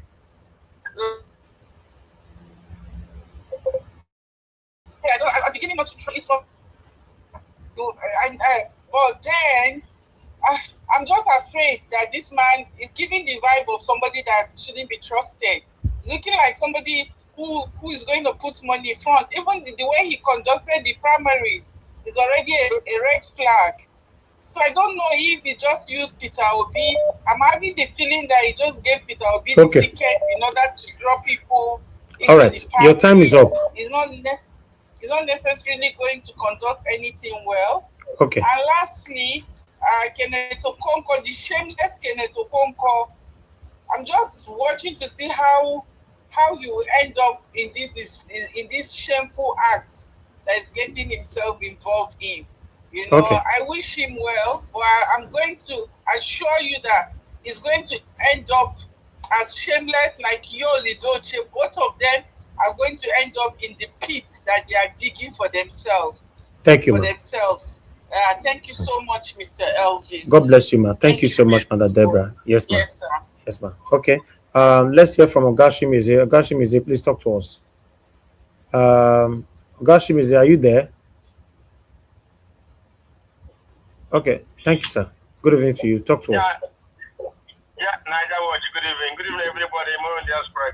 Good evening. Yeah. I greet everyone. Yeah. Niger Watch. You Yes, say sir. that we should know. Last time I called in. Like somehow if somebody is passing, cross passing his boundary or her boundary, have to, say that person, hey, you are crossing my boundary. That you have to stop. So like Kenneth Okonkwo, I think he's the one that says this. Okay, all those praising, he said, I'm obedient because of money, because of brand envelope. Now, you come out on the market, selling your brother, killing your brother. You think if you kill your brother in the war, you become a king? No. You become an idiot. You look like stupid. You look like, in fact, all the whole thing they called you because you refuse to tell yourself the truth, all the whole truth you know about P2B. You're not coming because they gave you money. That's the reason why if the rat inside the house, the rat outside that there's something is inside the house. How can you be selling your brother? It's not good. I'm very, very ashamed for what Kenneth Okonkwo is doing in all over the places. It's not good. They say if you're a madman, a madman like as you are now, if you have a person that is a mad, it's true that a brother will be ashamed. How Igbos we are ashamed of Kenneth Okonkwo. He's still living in bondage up to today. So another thing I'm going to talk about is about what is going on in Nigeria today about all this 2027 stuff. So now, when you look at what is happening now, it's the same thing that's going to play out on 2027. We have Donald Duke, we have P2B, we have Bola, we have him, we have Atika Abubakar, we have Makinde, so many of them. We have Shore. How many people? Are you telling me this election going to be free and fair? This guy will see.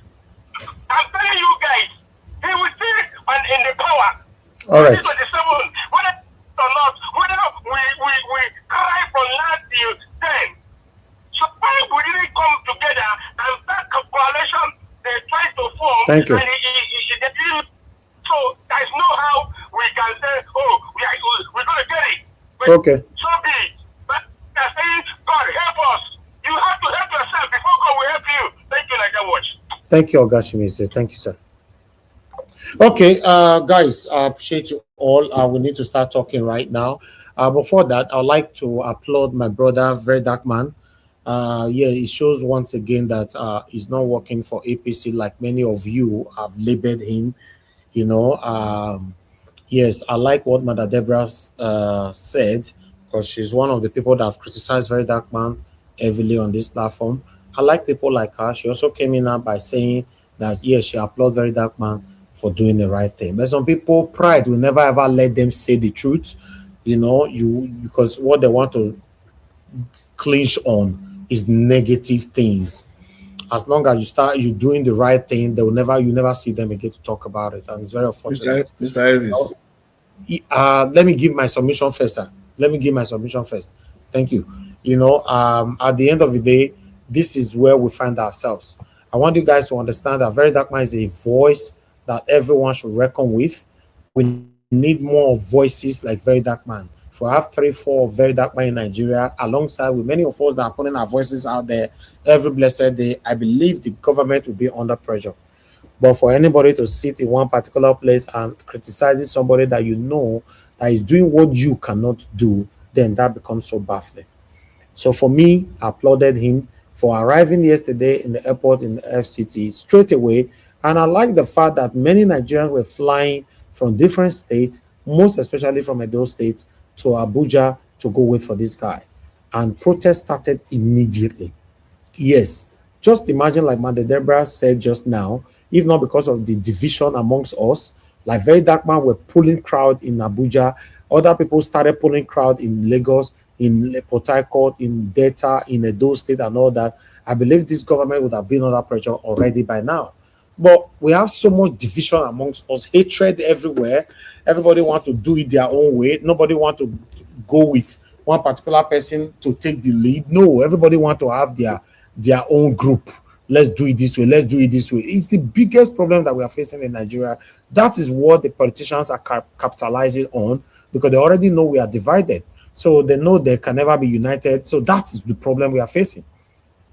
You know, if for you, okay, look at many people there that were with Very Dark Man. If all of them wanted to be their own Very Dark Man, and nobody wants to be behind anybody, then we are not going anywhere.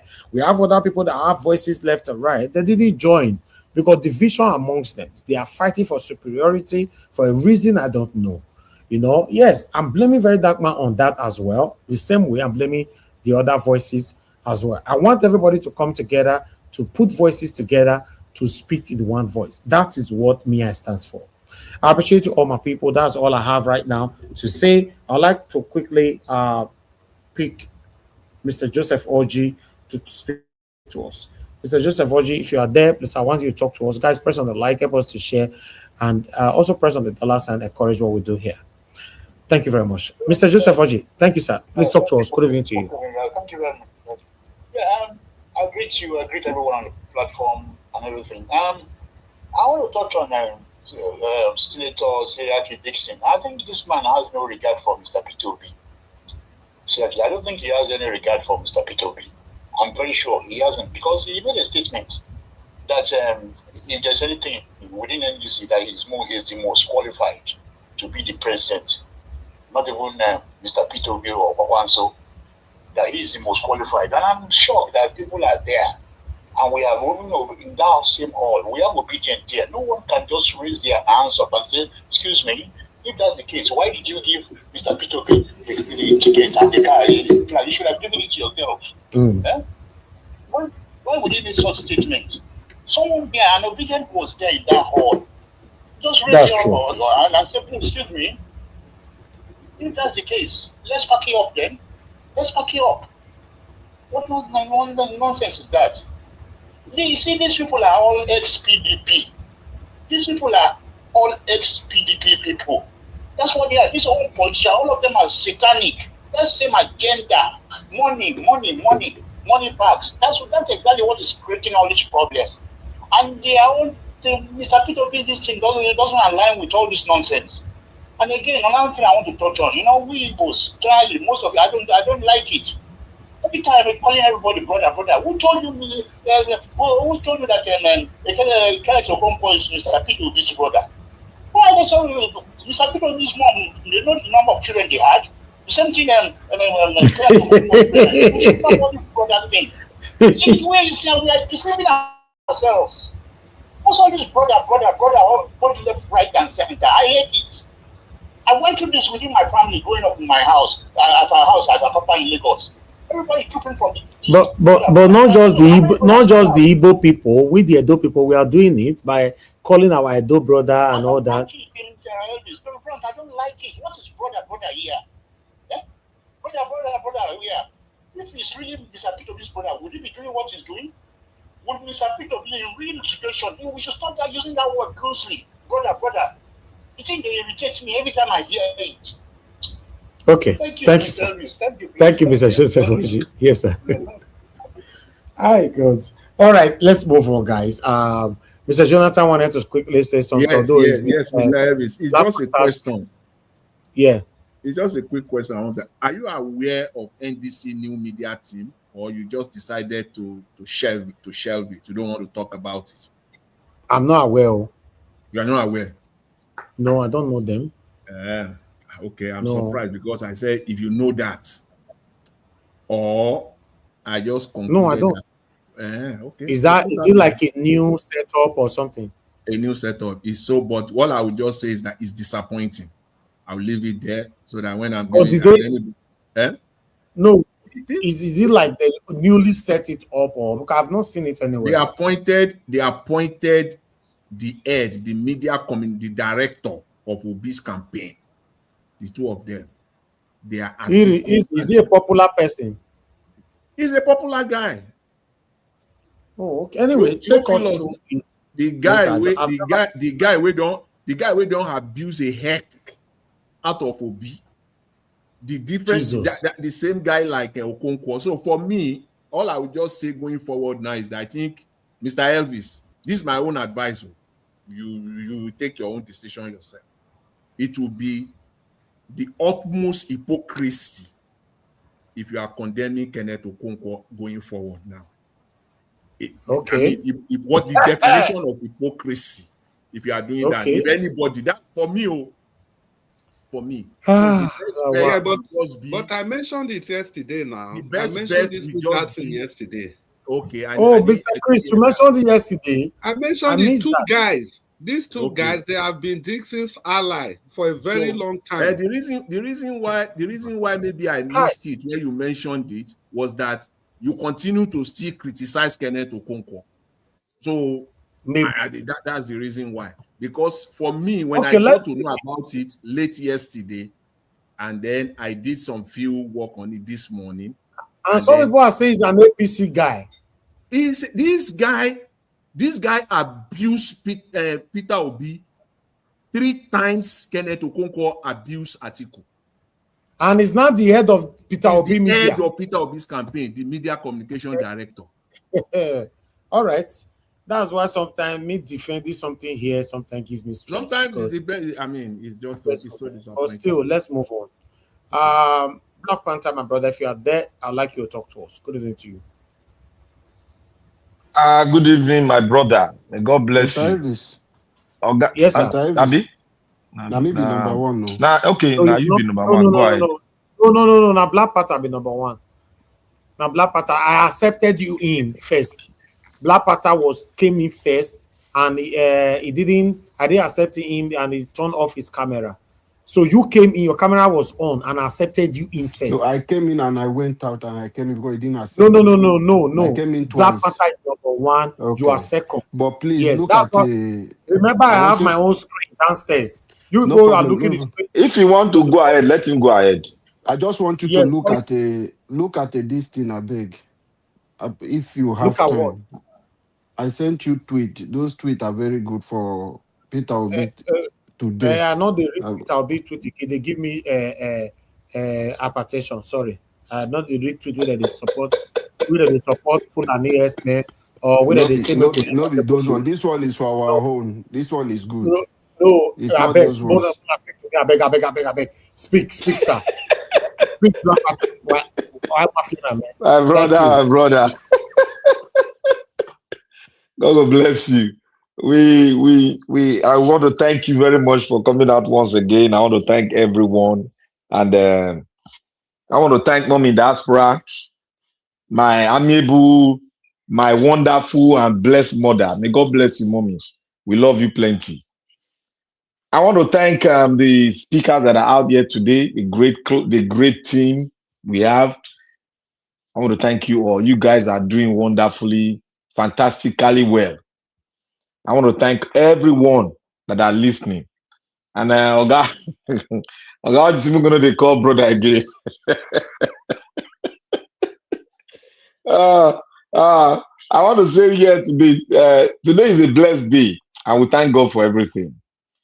I want to say to every one of us, we should calm down. The tempo in which we are going to, we might get ourselves in a position whereby we'll be doing sort of reverse. We'll be reversing like a car coming back. We should just calm down. Let's do our own part. Let's concentrate on our own part. You know, when you see a lot of things happening. Black Panther, before we calm down, may the go tell Obi may can recognize our effort here since 2022. Nobody that one, yet. That one is special. And the more he stay without not recognizing us, He's pushing almost everybody to the edge. Have that in mind. Yes. I know about that one, and that one is very, very critical. But I want to, you see, we are driving a car. The way we drove that car the other time, they busted our tires, the two back tires, and we somersaulted in the night. Now, remember, we are going on in a very big battle. We are not going to use what we use the way we did it the first time. We're not going to do it the same way again. We are not going to remember. Let us put that in the back of our mind. We are not going to do it the same way again.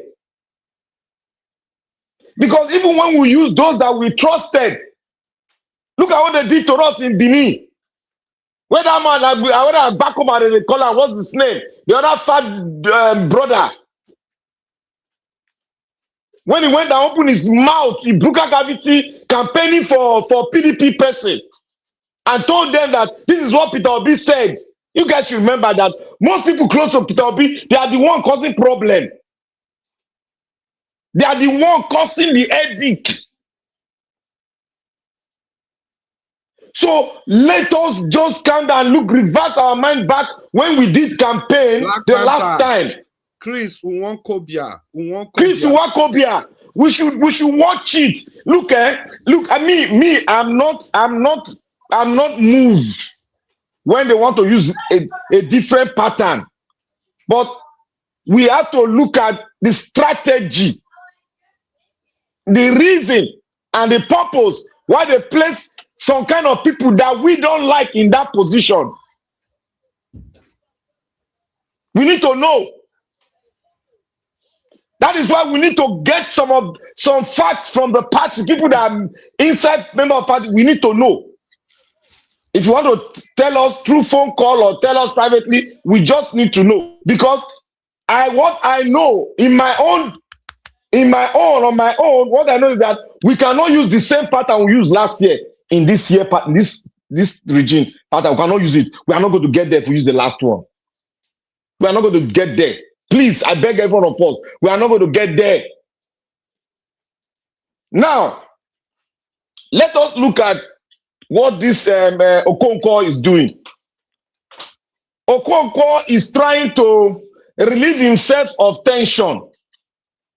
Let us leave him. Let him start. But for him to mention Peter Obi's name on something, let him. If he has the boss, let him do it. Let him do it. He has been belittled to the latter. He's no longer effective. All this one is doing is talk. It's no longer effective. And there's a certain area I cannot go because they're giving me days. Let that days elapse. Let us see when he goes to court. Let us see how he's going to run his mouth in the press. He's fit to run it now. They get him days. He's fit to run it now. I don't care what he runs his mouth with now. But after that day, let me see how he's going to uplift himself and run his mouth the way he's running it before. There's no brother in issues where I'll be somewhere, my brother will be stabbing me on the back, I'll see they shouting my brother. It's not be brother issue with day. You are in the other fence, I'm the other side. If you throw arrow, I go throw big one coming to you. That is the game. I cannot be fighting for the cause of multitude, millions of people, and you single out yourself, standing on the side of Satanism to throw your arrow at me, and you call yourself my brother. Damn that. Damn that. I ain't going to look at that. I'm looking at the man bringing forth what? A sword for me. That's the person. He's my enemy. He's a traitor. I treat him like that. That was what I was saying the other time when we were talking about him. Look, a traitor is a traitor. Don't compare and contrast. Throw him into the trash can and let's forge ahead. Don't remind us of him again. Throw him aside. Let's forge ahead and look forward. Let's not use Okonkwo as a standard now. Throw him aside. He's a different personality. He's known us very well. We need to trash him very well so that he cannot even breathe. Because he was part and parcel of, he was among us before. That is why he is so dangerous. But now that we have closed his mouth, let us not make his name rise up again and start using to compare one rap person. No. Now I want to go to our His Excellency Senator Dixon. He made some political statement. I have not yet understand him from that interview.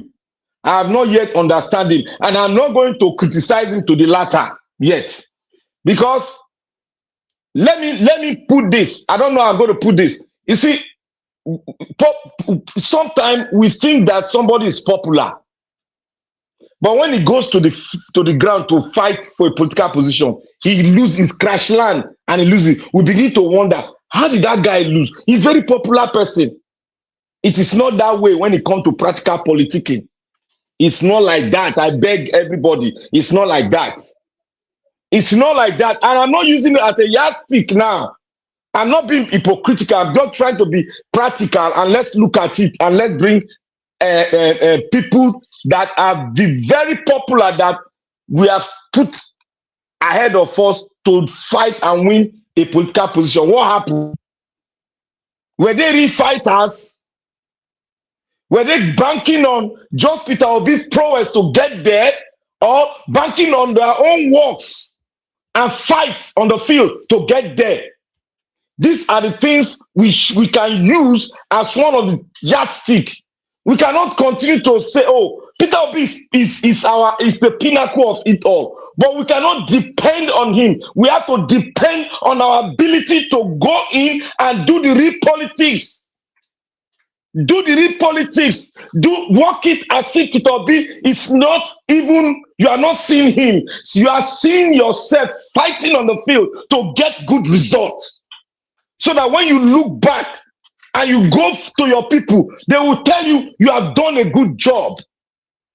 Not banking on the name of Peter Obi to sway up. No, we did it last time. We are not going to do it today. Anytime now again, we are going to work hard. As we work hard, our working hard will yield results for us. And Peter Obi's name will just be a cloud that covers us and see us to the end. That is how I look at it. If you want to tell me that, oh, Dr. Mo was popular, but he was not a fighter on the field. He was not a fighter on the field. You cannot go, oh, this polling booth, and they allow people to vote. What did you do there? Did you not? Why don't you stop the vote there for being counted? Why don't you make a smoke there? Because this thing is, they're trying to take you off the ladder, and you are being quiet. You want to fall from the ladder. Why must we fall down all the time before we start speaking? Why don't you make sure that you climb it up and fight there? Look at what their opponents are doing against us. If they know that we are winning in this polling booth, they will come and bring their own cloud and damage our vote there. Why are they doing it?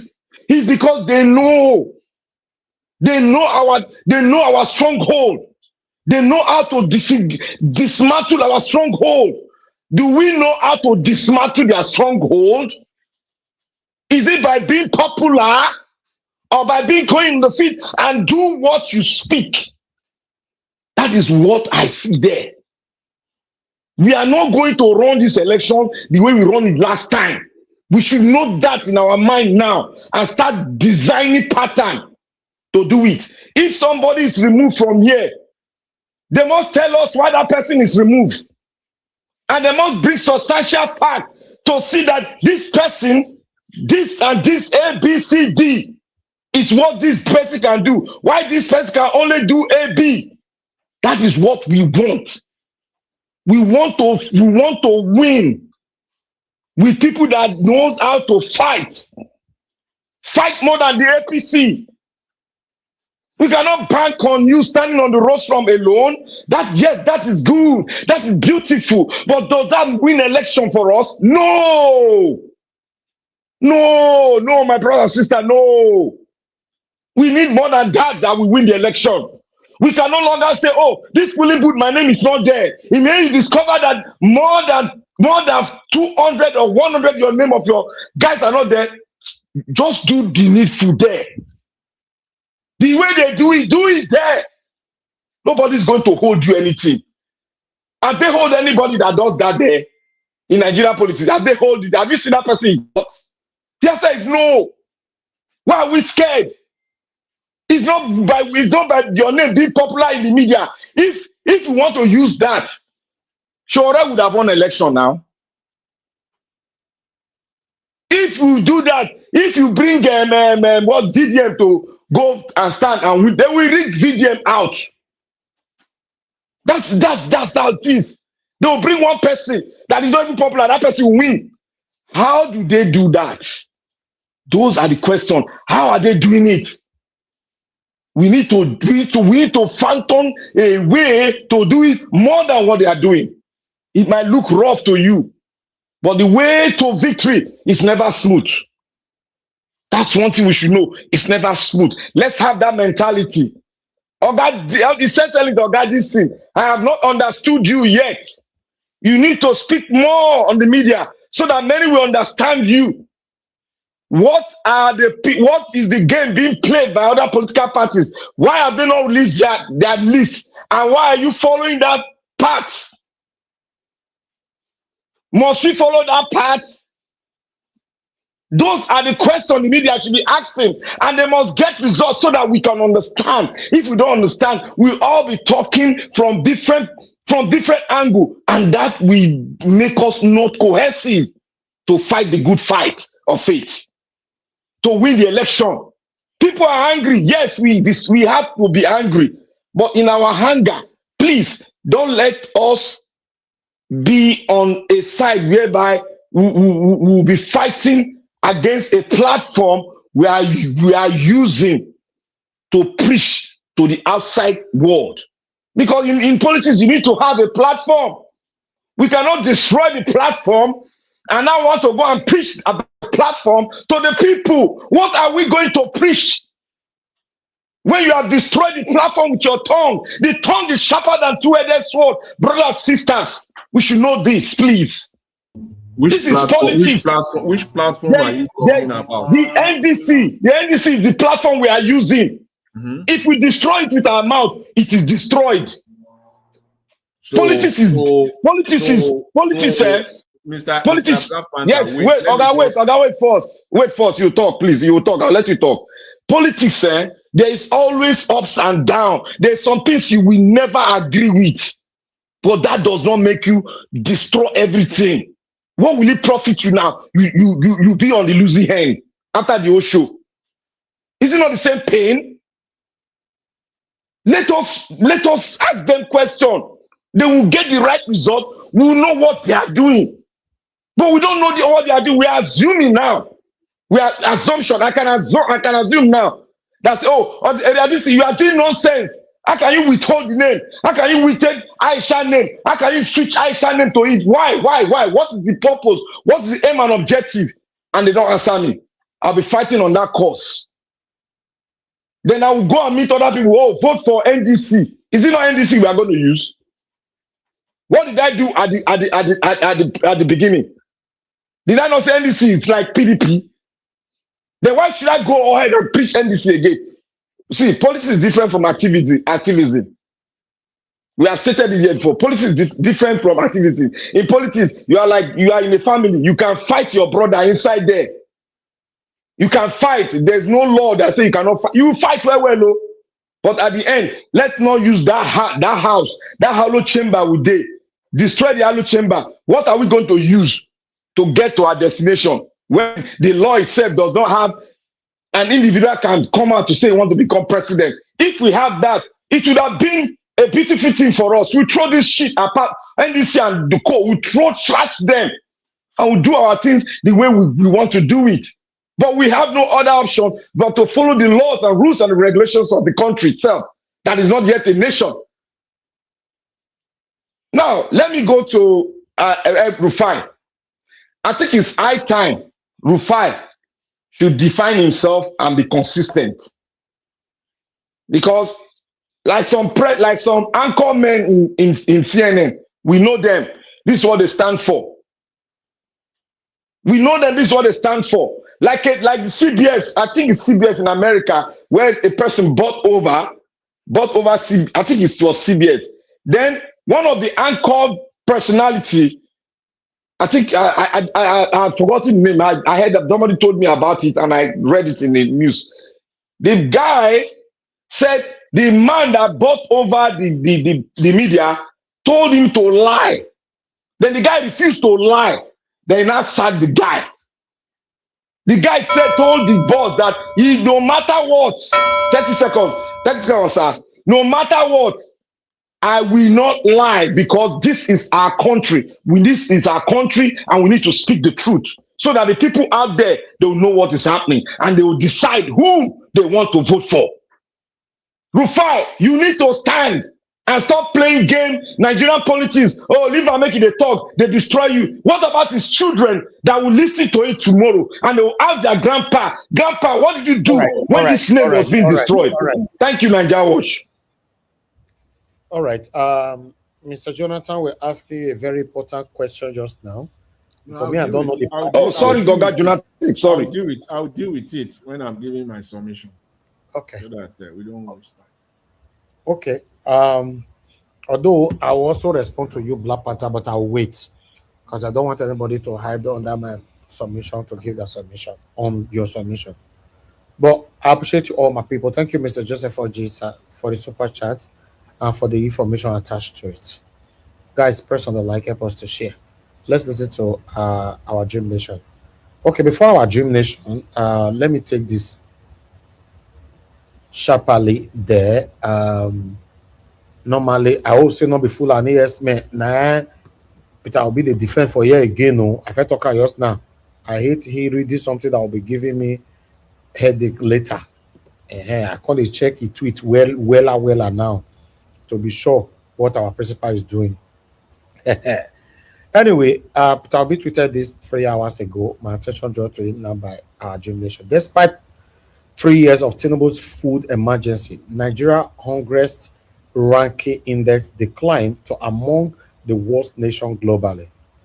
In celebrating his supposed successful 3 years in office, President Bola Ahmed Tinubu listed some achievements in the agricultural sector. Firstly, his declaration of emergency on food security in July 2023, he wanted to put there, but he put 29-23. Following by the acquisition of 2,000 tractor and 9,000 farming implements, stated as Nigeria's largest agricultural mechanization program. Yet, the outcome of this has been the opposite.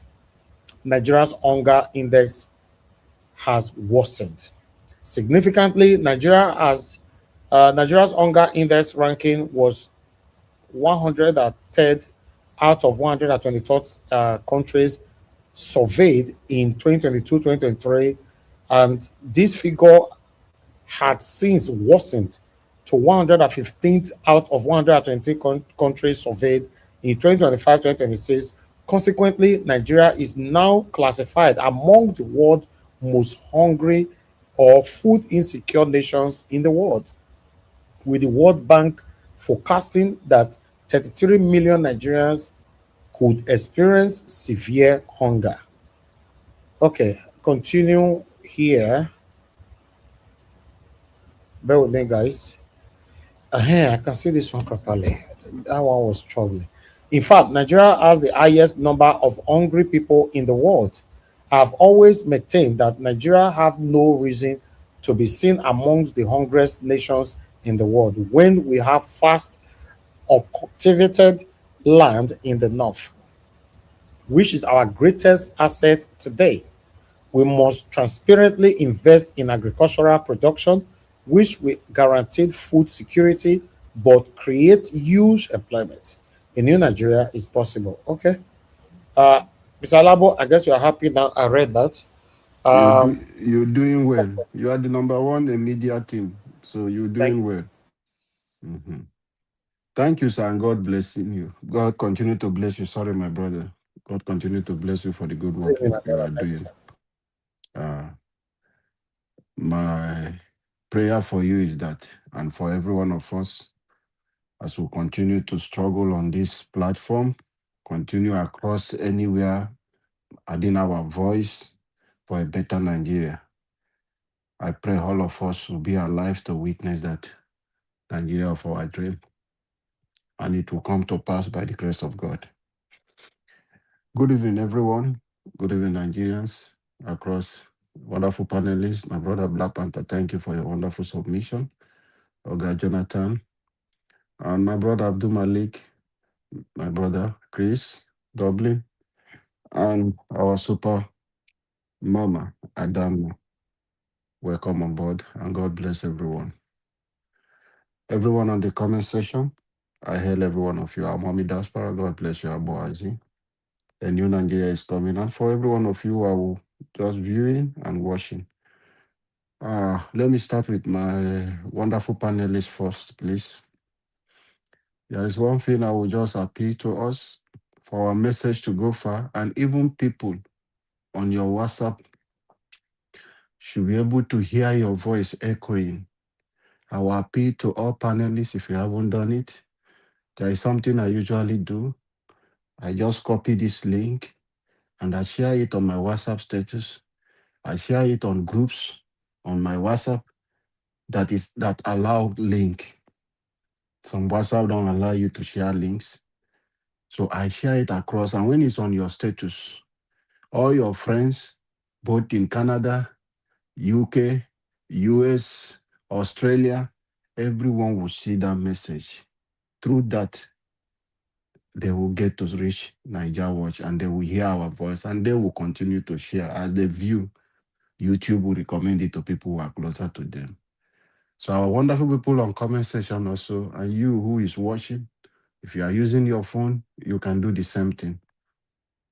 Help us to use the like button and help us to subscribe to this channel so that our voice will go far. Let's do this, and God will continue to bless us.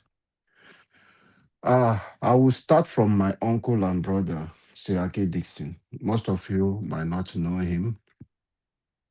He's a man. He's very pompous. He's arrogant. As you see him, that is his nature. You will hear that he has a fallout with Goodluck Jonathan. That is his person. He doesn't listen. He may listen sometimes, but he doesn't listen. So we can talk about individual, then we talk about the party. But when individual is doing something and who is seen as a party leader, we must call him out, not mean we are trying to dent the image of the party. I don't see it that way. But if a leader is going astray, we need to call his attention, because our people said when someone is dancing, you can't see your back if you're really checking it properly, like we are from Ijo. We check our back and our bum when we're dancing. So it's someone who is watching you that will be able to tell you that, yes, you have that good dancing step. You can't see your back. So my uncle and my brother, Sirake Dixon, a lot of things have gone wrong. And I see that you retracted yourself when you noticed you wanted to say something that would have, I know Aisha will still take that. You mentioned social media, some people think they are, and you realize yourself, you withdraw it back. That is a very bad one. Thank God you didn't complete it, but however you vomited it out, it's out of the abundance of the heart, then the mouth speak it. So that is how it is. You don't speak like that to people. It is not about people who are on social media. What the people are asking is a level playing ground. That is it. Let it be fair. Even if I'm not popular, I don't have the structure. Let it be seen that you conducted the primaries, I participated. That is the cry of Aisha. And the way you speak with arrogance, I want you, when you go back, go and listen to this interview you had with Charles. I don't know if you are warming up for anything ambition you have come 2031. That is your choice, but there is no way. We know you. yeah, you can compare yourself. The resources are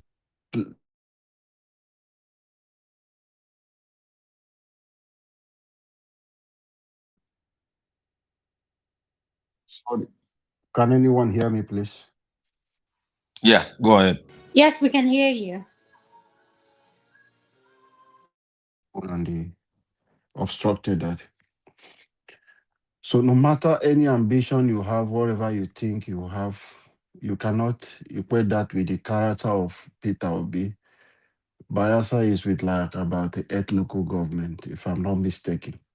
But the resources in that state, if Peter Obi have access to the resources you have in Bayelsa, it will transform Bayelsa. It will transform Bayelsa. So you don't compare Peter to say you are the most. Who told you? Because you've been a two-time governor, you've been a senator. We're talking about credibility, integrity. You are still taking pension. You've done a lot. Forget about your give and take with Tinubu and all those things. We understand. But we are not here to speak ill or bring you down. But we'll call you out to do the right thing. And you can't compare yourself because APC is doing the wrong thing. Tinubu collect the ticket waiting for people he wants to announce. So you want to do the same thing and you want to justify it with that. You are a party who is coming to say we are alternative. So you should lead by example to show people I'm the alternative. It's not about coming. I wrote a letter to you, arrest consigned to you about Lulu Briggs in Rivers State. Majority of Rivers people never trusted Lulu Briggs that you brought in. It's not about people having money. Lulu Briggs might be working for Tinubu and Nyesom Wike just to stop Peter Obi or to continue what happened in 2023 at the end. But God forbid, we the Obidient, we are standing up for that. So you gave ticket to people you know. Lulu Briggs is somebody who come out every year and he is a contractor in Rivers State. He does most of the government, every governor he aligned with, he work with them. So that is what he does. He will gather people and say he wants to be a governor. He wants to use that and align with the team. Once they settle, they give him his contract. People, election will be going on in Rivers State. He will be in America, sipping wine and doing a lot of things. So that is a character nobody trusts. Majority of Rivers State don't trust. They know him that he's not a straightforward person. He's a mole. So you can't come and be telling us because he has money, you bring people. It is not all about money. People can be willing to do something. None of all the people that brought out and bought form, they can stand for governorship election. It's about the people supporting them. But because you choose and think this one has the money, is it about the money? What about the interest of Nigeria? What about for Peter Obi to make sure he win election? Is it about you or is that anything, any other intention you people had? And for people who are not understand this, Peter Obi went into NDC. It's a give and take. He will not be able. He will try to do his best. That is how this political party, they will say, we have given you presidency. You will think, oh, he's not trying to defend Aisha, all those people. It might not be possible for him. And he's not somebody who tried to. You saw him on the day of acceptance speech he was giving. He said party is supreme. He has already told you, I don't have anything with the party. Let them take their decision. That is who Peter Obi is. He doesn't get involved in those kind of a thing because he believes the people who are there will do the right thing. They will follow due process. He will be disappointed. But what do you expect him to do? He won't come out to speak ill of that. But I believe he's speaking to them. But with the kind of a character you are seeing, Serake, this, do you think he will listen? Our own is to make sure Peter will succeed. We know every one of these people will come to ride on him, to use him to shine, to be famous. That is another thing. But for us, I want us to focus on getting Peter Obi to be our president. In all this distraction and all the people who want to bring a dirty image to the political platform he wants to use, we should try to see how we can present Peter Obi above those dirty images they are portraying. You know who Peter Obi is. Peter Obi is not part of that process. He can't do that. So I want us to understand this and see how we can put Peter Obi above all this. is the person we want. If we get in there today, Peter Obi become the president, those processes might not be possible again. Things might go the right way. That is what he's saying. He wants to be the driver so that he can take us to the right direction. So let us see how we can come together and take him to that place. Our unity is very important. And for that young man, Mr. Elvis, you played that video. I don't know what his name is. Said if he get to Abuja, he will deal with. Mr. Elvis, please give me like 1 minute. Sorry about that. He will deal with a very dark man. I don't know who that careless man is. For your information, Abuja is not your home. You don't own Abuja. Abuja belongs to Nigerians. It's the federal capital. Every structure you see there is from the oil in my region. It's from other places that have gotten their resources to build Abuja. So it's not your place. You are not in place to tell very dark man to go to Edo and protest. I remember during the NSAS, one boy with a questionable character, with half legs, came threatening people in Abuja under Buhari. If you people could remember, one boy, small boy like that, did the same of thing. Now they have started it. And this is the problem we are facing. This tribe, this religion, and this kind of things you will bring in whenever Nigerians are demanding for something that is right. You are not saying Abuja is your place. Please, those kind of character, Nigeria should look at them and let us begin to drag them out. And this must stop in our country. We must unite. Very dark man, God bless you for what you're doing. At least you've proven many people wrong. And today you are doing what Nigeria wants you to do. God will strengthen you and keep you alive. A new Nigeria is coming, and that new Nigeria is possible. Thank you, Mr. Elvis. Sorry for taking your time. Okay. Thank you very much, Mr. Alabo. God bless you, sir. Thanks for your submission. Okay, the next person is supposed to be Mr. Jonathan, but I'm going to prioritize Madam Adama. She's the only woman here. Let her speak, then I'll come to you guys again. Madam Adama, if you're there, unmute yourself and talk to us. Good evening to you, ma'am. Madam Adama, you're missing out on your opportunity now. You're not there. So we're going to come back to you again. Mr. Jonathan, you have your floor. Oh, all right. Maybe all right. Sometimes you use TV and the TV will delay and she will Delay. come back after. Okay. Maybe before I get deep into my submission, if she's back, she can take over. But anyways, I greet you, Mr. Elvis. Good evening once again in Nigeria. God bless you greatly. And my fellow panelists, I greet you all. You're welcome. God bless you abundantly. I want to greet Mommy Diaspora once again. Good evening. God bless you. God will continue to strengthen you and uphold you, and my fellow commenters and callers, prospective callers. I greet you all. You are welcome. God bless you greatly. I hope you guys are enjoying the World Cup, because I'm watching the World Cup even as I'm on the platform, and I'm enjoying how they are trashing South Africa. Make them go back to join the protests of people where they take they want foreigners to live there. Make them, the protest is on. They need all of them back home to join the protest. This one where they dey for fit for Mexico. No be their work now. Make them go back. Make them go back. So if they lose today, they are going home today. No, not be today, but which chance will they get? Which chance they mean say they go win their next 2 matches? Then they go home. Okay, let's see. Me, I no support them. I know they hide them. I no support South Africa. The only African country where I no support. I no support them. Anyways, that's the World Cup. The party has begun. We're enjoying it. So, you see, what I will say, I know that most likely majority will not support it. It will not sync well with majority of people who are listening to or who are, the regular supporters of Mr. Peter Obi. But I will say that I will care less, because I don't contradict myself. I've heard things like, our own is to make PO to succeed. Fine. I've heard things like, let's keep the platform. Fine. But the problem is this. When PO himself, Peter Obi, is making it much, much difficult.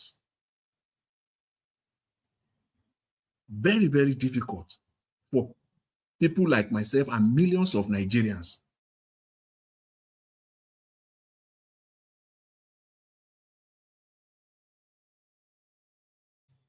Things you work to convince them. The things that they said, you were able to convince them, but they are now seeing it that that's what that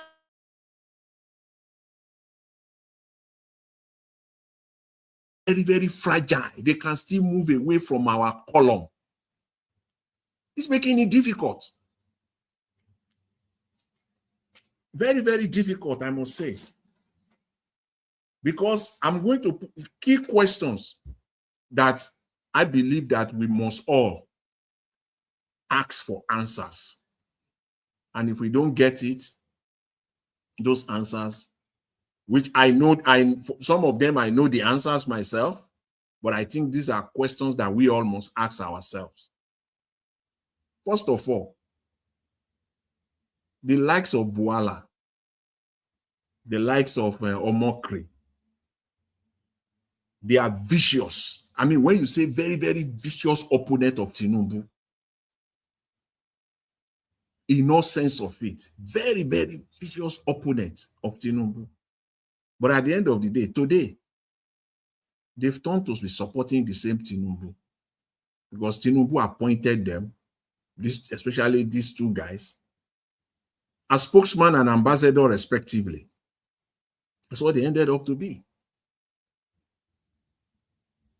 Kenneth Okonkwo, very, very vicious and unapologetic opponent of Atiku and Tinubu.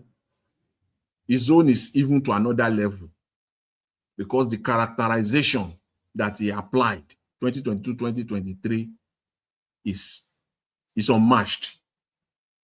Today, the same Kenneth Okonkwo is the spokesman of Atiku.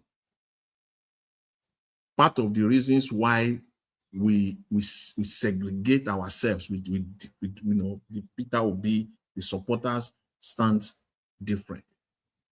But to my utmost dismay, NDC and Peter Obi are doing exactly the same thing. No wonder why the only time Mr. Peter Obi came out to talk was on the issue of defamation, which I don't support. For defamation, he has every right to handle it, to take the person to court, to seek for redress, or for the person to recant, to apologize. He has the right to do all of that. Other than that, other than the issue of defamation, I don't see anything on Kenneth Okonkwo anymore. As of this moment, I don't see anything. He's only playing politics. And Mr. Peter Obi knows that he's playing politics. He only crossed the line. He crossed the red line by entering into the defamation territory. But every other thing that he has been doing before, Mr. Peter Obi is fine with it. It's all politics. So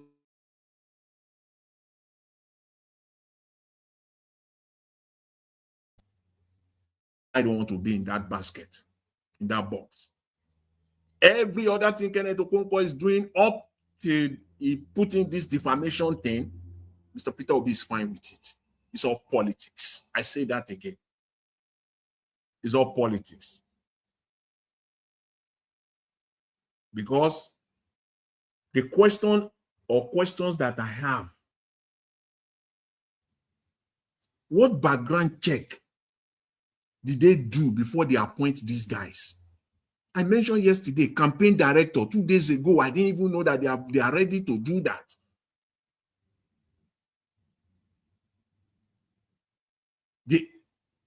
What background check you did on these guys? If not that, for me, I believe it is premeditated. There could be other reasons to that, but that's my answer to the question. What background check?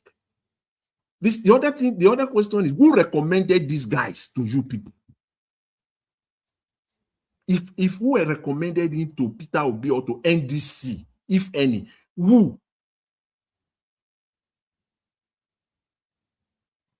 I heard that these guys have joined NDC for a long time. The question is, when did they join NDC? You know, what, even if these guys are the first member of NDC from day one, they are the first member of NDC. That does not qualify these guys. It's past positions, or the both of them, their past positions alone disqualifies them. Because you cannot say somebody will now come as your media campaign director. The last question I have is that we need to ask if Mr. Peter Obi had any inputs in the appointment of these people. But for me, my answer to that is that I want to believe, based on the party's position, that the party is supreme, that is well aware of it, and is stood by the party. That's it. That means, by extension, these are Mr. Peter Obi's appointments. If you don't understand what I'm saying about these guys since 2020, when I got to know this thing around 9 p.m. yesterday, my time, I was just going through the social media, X, and I saw the news. It was late. I didn't have time, but I said today, when I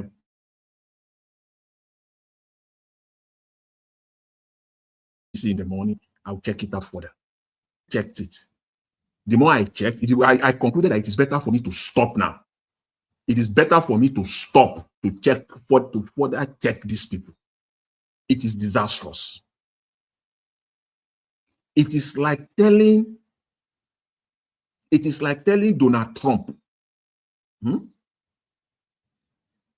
to go and appoint Rachel Maddow. If you know who they call Rachel Maddow of MSNBC, now MSN, as his campaign director. It is like telling Joe Biden back then, or Kamala Harris, to go and appoint Sean Hannity, if you know who Sean Hannity is, as his or a campaign director. That's just how it is. It's a colossal disaster. You can't do that. You can play politics, but you can't do this. Effectively, they throw everybody under the bus. You might not know it, but they have thrown you under the bus.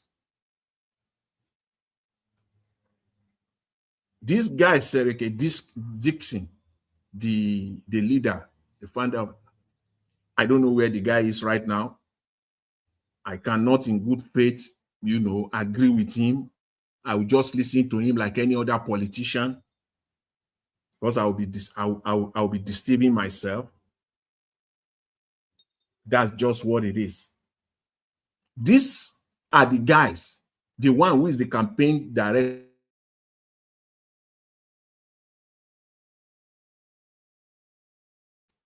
presidential candidate. He said it's worse than Tinubu and Buhari combined. That's what he said. He said his standard as an Anambra State governor was the lowest. So, Mr. Elvis, you might want to shock me off because I've only spoken for maybe 7 minutes or thereabout because of what I'm saying. But for me, let me just conclude on this one. I will say the truth. And, you spoken for 7 minutes. It's 7 minutes, and then you rang on me.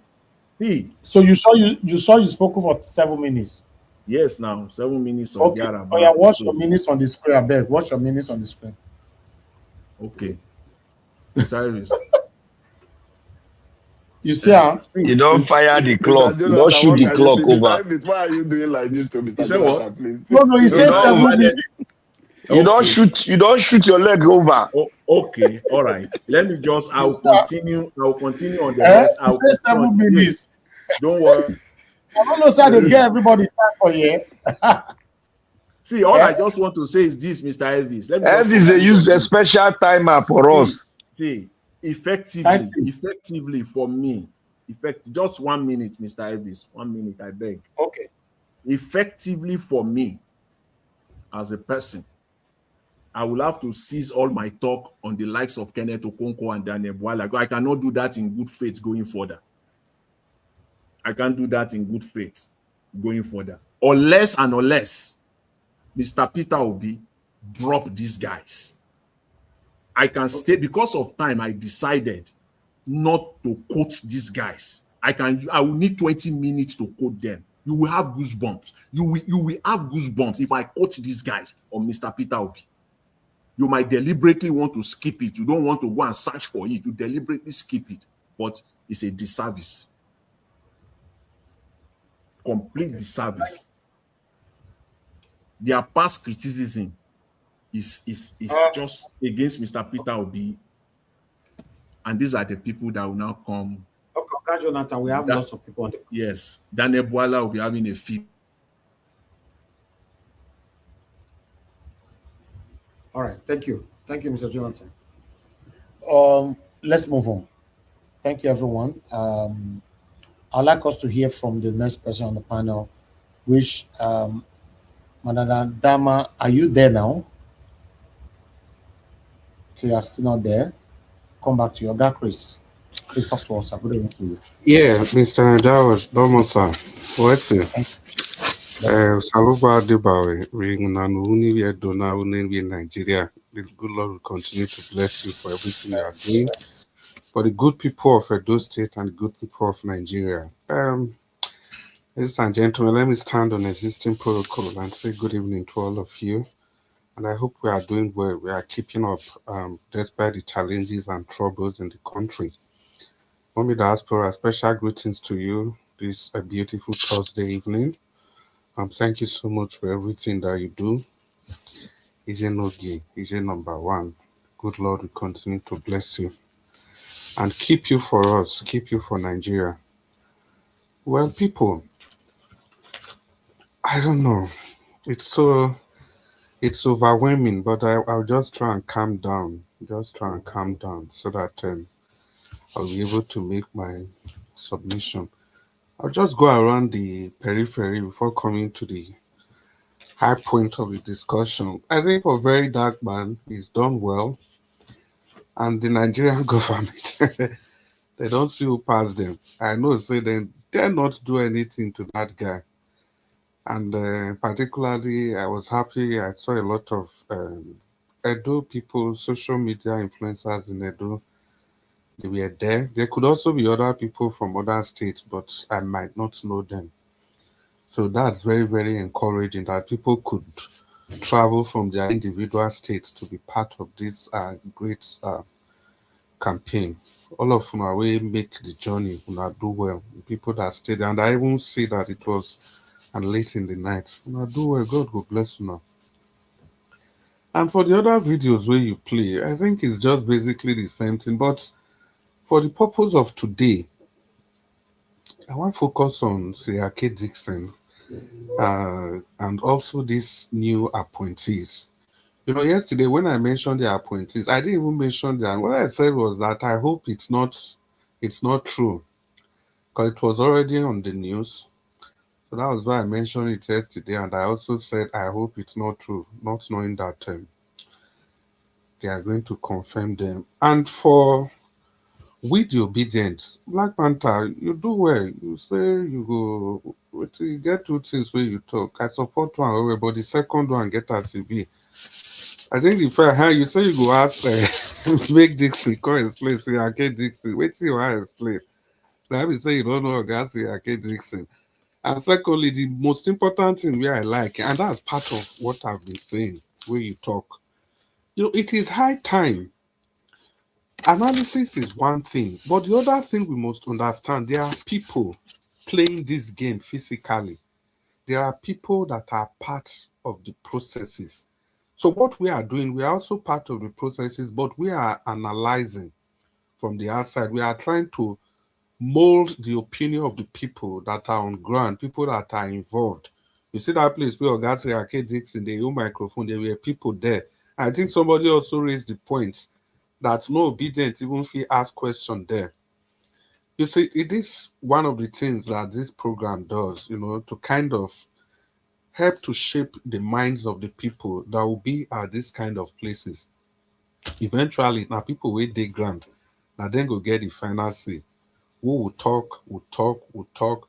Imagine since how many days we've all been proposing how they should have a media team, how not even knowing that they have their own plan well set out for them, well orchestrated. Every time on this broadcast, I've mentioned that Siriake Dixon, Oga Siriake Dixon, na alpha male. I don't talk and nobody if you talk saying never hear. And I don't see talk and say, they stay any person back. Now, I'll tell you guys the reason why I said that.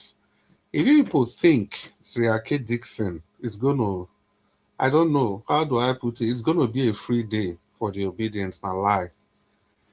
Long ago, as far back as 2019, I don't say Siriake Dixon, he had Oga Jonathan, President Ebele Jonathan. They get major disagreement for Bayelsa there. And if you must also know, it was Jonathan that made Oga Siriake Dixon the governor of Bayelsa State. Then after that, then fallout. But Cold War, Siriake Dixon support, what do they call him? Doye Dixon. Doye, I don't remember his second name, the current governor. And Oga Jonathan was like quiet. He didn't really just show where he belonged to. Doye Diri. Doye Diri. Actually, Doye Diri lost that election. I know the story of Leon now. So that even made Siriake Dixon to be more furious. Say, assuming Jonathan supports, come out openly to support Diri, therefore win. But court control where Leon come out. And the rest, like they say, is history. Now, so Siriake Dixon person country the governor. Now, the reason I just painted that story is that Siriake Dixon could take on the president of the Federal Republic of Nigeria. And this is somebody that made him the governor of the state. Literally against Silva. Now, not Silva, the one where they implicate and I sponsored the election, the coup against Tinubu. Silva. So Silva went to the APC, joined Buhari, all of them fight Jonathan to the end. Now, the issue is this. See, Obidients, we really have, or let me say Peter Obi supporters, we really have to come to reality on what is going on. We just for once have to put sentiment aside. If you listen to the video, Oga Jawas, God bless you. Did you listen to what Siriake Dixon said? Siriake Dixon tell all of us clearly, say, there's not going to be a parallel campaign, whatever. That Obidients will be incorporated into the campaign structure of the NDC. So, as Obidients, you are not going to come out with any strategy. Now, the strategy where the NDC designed, now everybody go follow. We know here, if we know here, may they talk am again. So that if this thing don't unfold, none of us go feign ignorance. None of us go say, now so this thing be. To the extent he said donation. There's not going to be donation for campaign. There will be one single donation. It'll be like the time. He said even Peter Obi go donate, put for that purse. And it will be managed by the structure of the party. Well, I hear everything now. So the point he was just trying to make, they remember the Abure's Labour Party, the donation that came from overseas and everything. You knew what happened with it, even paying the agent, the involvement of Aisha Yusufu, how Peter Obi appointed her to take care of those things. Dixon is saying, no, he's not going to have any of those things. That this is the NDC. It is not. Mr. Chris. Yes. Is that a good thing or bad thing? Just simple. Yes. See, you see, is that a good or bad thing? No, Jonathan, wait. It is not a binary solution. It is not a binary answer. The answer is that, is it a good thing or bad thing? Our answer is both ways. If they mean it well, if they mean it well, if they are going to manage it well, of course it's a good thing. But the question is that who are they going to put in charge of those things? Who are they going to appoint in charge of those funds? Do you have examples where that has been done before? Not only in Nigeria, but anywhere in the world. Just give us data that is, that we can use. They put it, I don't understand. Which is there anywhere in any time in Nigeria where this kind of arrangement has been done before, or anywhere in the world? No, I've not really said you can't really stop a presidential candidate from raising funds like the people that donated to Obama. It's not the what do they call them? The Democrats they were donating to. Obama had his campaign fund, and after everything, they will now give an account. In short, the fund Obama projected that he needed, he even raised more than that. The person that's running the campaign, he knows himself, he should have his team, he should have a lot of latitude to be able to do what he feels is right for him. But in doing this, he has to carry the party along. But what I'm seeing, what I'm hearing is that everybody must stay on cue. Party. We understand party supremacy. We understand, but the way the NDC, the way they are going about it, it's looking as if, what I'm just perceiving is looking as if, Your Excellency Peter Obi, you are a member of this party, like every other person. No, it is wrong. The importance the NDC has today is the goodwill of His Excellency Peter Obi. The man is not getting enough recognition anywhere he goes. He's not getting enough recognition. It's just that the way they disparage him, it comes in different ways. If he's in this place, the way they will disparage him is different from if he's in another place. But whatever it is, there are things that you can't just be saying, or even if these things are what people have as your internal arrangements.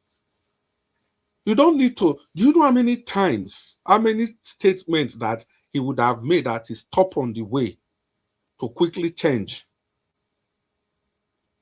Even he stylishly referred to Aisha Yusufu that it's not all those social media.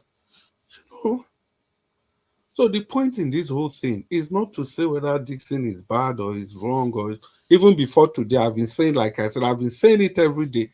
He doesn't stand in the back of any person. I've said it several times.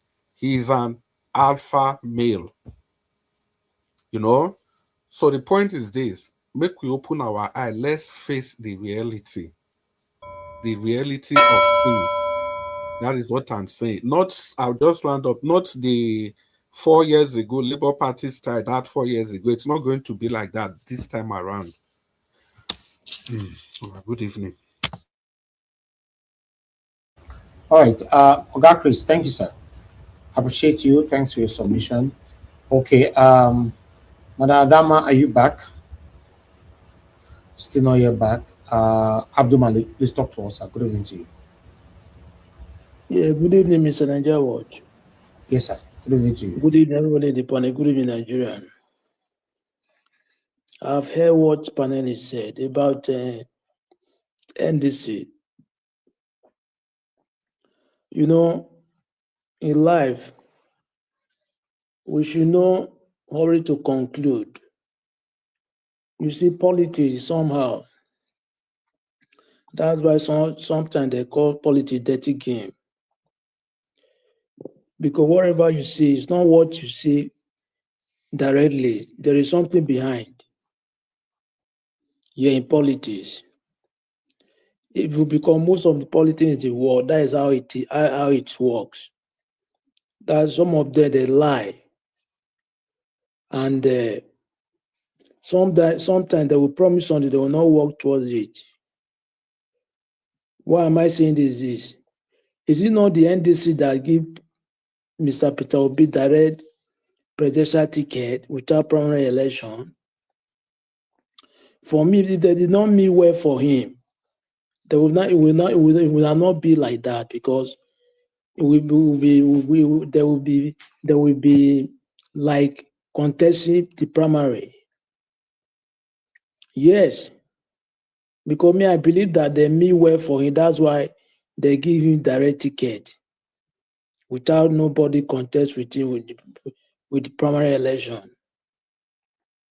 Yeah, that is what I say. Because sometimes we need to be patient before we conclude. Just like very dark man now, most people now they believe before he was working with APC because he did not pronounce who is his candidate. Mr. Abdul Malik, they gave him ticket because they have no option. If they have, they will not give him. They will be competitive. If they are doing it is for their own favor. Mr. Jonathan, thank you so much for saying that. Jonathan, you do well. Abdul Malik. Now they're not doing favor. Well, let me say. True, you will tell me that. You will tell me now that there is no any other candidate that will compete with Peter Obi. That's why they give him that right. That will be able to bring NDC to the limelight that they have right now. There is none. Zero. I know. We no. You don't understand me. We know Peter Obi is the best. Is the best, even in the other party. I mean, like any other candidate that who can compete, who can compete with him. There is none. In NDC. Yeah, there is none. There is none. See, even if there was to be, Abdul Malik, even if there was to be, the people in NDC there, they will by themselves scheme down one out and give to Peter Obi. You know what Peter Obi they bring come any political party where he join? Do you know what he brings to any political party? It's what I just said in my submission, that the man is not getting enough credit. Can you say they do him favor? It's like you don't understand what I'm trying to say. I know Peter Obi is the best. It's like there is no anybody that can contest within the primary. That is what I mean. Because you cannot tell me because wait. Because you cannot tell me that Mr. Jonathan, can we allow him speak? I've been patient. I want him to finish because I have questions. And you and Mr. Chris are speaking my mind. And I came in because of both of you. So please, if you don't mind, I have questions for both of you that I know both of you will answer because I listen to you every day and I learn a whole lot. So please, if you don't mind, sir, can we allow him speak? Because I've been waiting patiently. I want him to answer so I can learn my questions. Because you cannot tell me that there is no candidate who can compete with Mr. Peter Obi, even though he did not win. It's not up to that standard. You cannot tell me the whole party, only one person will be the candidate of presidential candidate. It cannot possible. No, it can't possible. It's just like they do it just to compensate Mr. Peter because we know he's the best. Really, even though he go to another party, it's the best. But it may be another option. You understand? That is what I'm trying to say. You know, we cannot just conclude as in something like at least when you are doubting something or you are predicting, just like football, when game begin, you don't till the end before you will know the winner. Yeah, that is how politics is. You cannot just pray, you understand, something like that. You see, what very dark man now is doing is very good. You know, most time people was expecting that immediately when he arrived in the airport, they will arrest him. And probably he surprised Nigeria. And he customized his shirt. Tinubu must go. Bring up our children, understand? And instantly it kicked up the protest direct from the airport. But you see now, even in the Abuja, most people did not join him. Even the people that was making noise before that, him himself is a distraction. He's not joining any protest. But now, till yesterday, now he protested yesterday, today. See, they are not yet joining him. Now is a distraction. You see, with Nigerians, some of us, we are saying something, but we don't work towards what we are saying. That is a major problem. It's just like we are saying something that will favor us. Anyone that is not favor, we are not looking towards that. And that is the reason why we don't get it right. Yes, even though you don't go to Abuja to go and protest, insecurity is everywhere in the country, even the village mostly. Why can't you protest in your village? Yeah, let it be the national protest. Yeah, because that is the major problem in Nigeria now, currently security. If that one is solved, most of the problem in Nigeria is solved. 40% problem have already solved if security is solved. Let them do it so that government will hear their voice. As he started it now, let other join. It's not that they will be waiting. Yes, because now look at what even some of them, the blogger, they have not yet carried the news. We have a very long way to go in that country because most of both the bloggers, everybody is just scattered. They are not united. Okay, how can you people achieve what you are fighting for? If there is no unity, it cannot possible because the house is divided. Like the other guy that was saying whether the Arewa youth, that one they have been buying every day in the north in the country. He have never set camera to speak about the buying, right? Anytime very dark man talk about insecurity in the country, we set camera and speak. That one has been paid. It's like APC man. We don't take it serious. It's not serious. Even federal government cannot do very dark man something in Abuja. Who is that one that will do very dark man something in Abuja? He don't set camera to make noise, understand? Don't take it serious. Thank God that Mr. P2B legal team take action against Kenneth Okonkwo is very good. Let him go approving in the court. Yes. Let him go approving in the court so that next time we not say it. If he have proof, let's wait and see.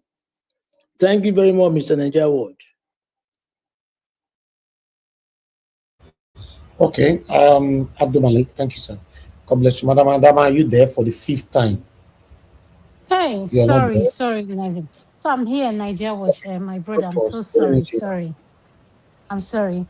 Good evening to all the panelists. You know, when you're on your day off, you're like a kid in the candy store and you're so all over the place. And your mom is telling you, sit one place. You're home today. So I'm sorry. Thank you so much, sir, for having me in your panel. I want to say greetings to Dream Nation, Black Panther, Mr. Jonathan, Mr. Abdul Malik, Mr. Chris Dublin, and all the people in the comment section. Mommy Diaspora, greetings, Ma. Mr. Abu Aziz, greetings, sir. Thank you for everything you all do. Nigeria Watch, thank you, my brother, for everything you do. And we appreciate you. My prayer is that everything that you do, that the good Lord will continue to reward you immensely. And always remember this, you are immensely blessed. Thank you. I came in specifically when I heard what Kenneth Okonkwo was spewing in his mouth. I came when I heard Black Panther speaking, Mr. Jonathan spoke, and Chris Dublin. When it comes to politics, I'm naive. I don't know a whole lot of things. But when something triggered me and I'm intrusive, I want to know more. This is my question. And these are my question. I wrote it, and my question are specific. You know that thing they say, the person that will betray you is someone that is more close to you than anyone. And that's how I see Kenneth Okonkwo. Kenneth Okonkwo was the person last 2 years ago. If you see him, I've been watching all his interviews in the past. Peter Obi is this one that will do this for us. Peter Obi is this one that will do this for us. The same Kenneth Okonkwo is the one speaking this way. Now, I have a question for our panelists, and I want you guys to educate me.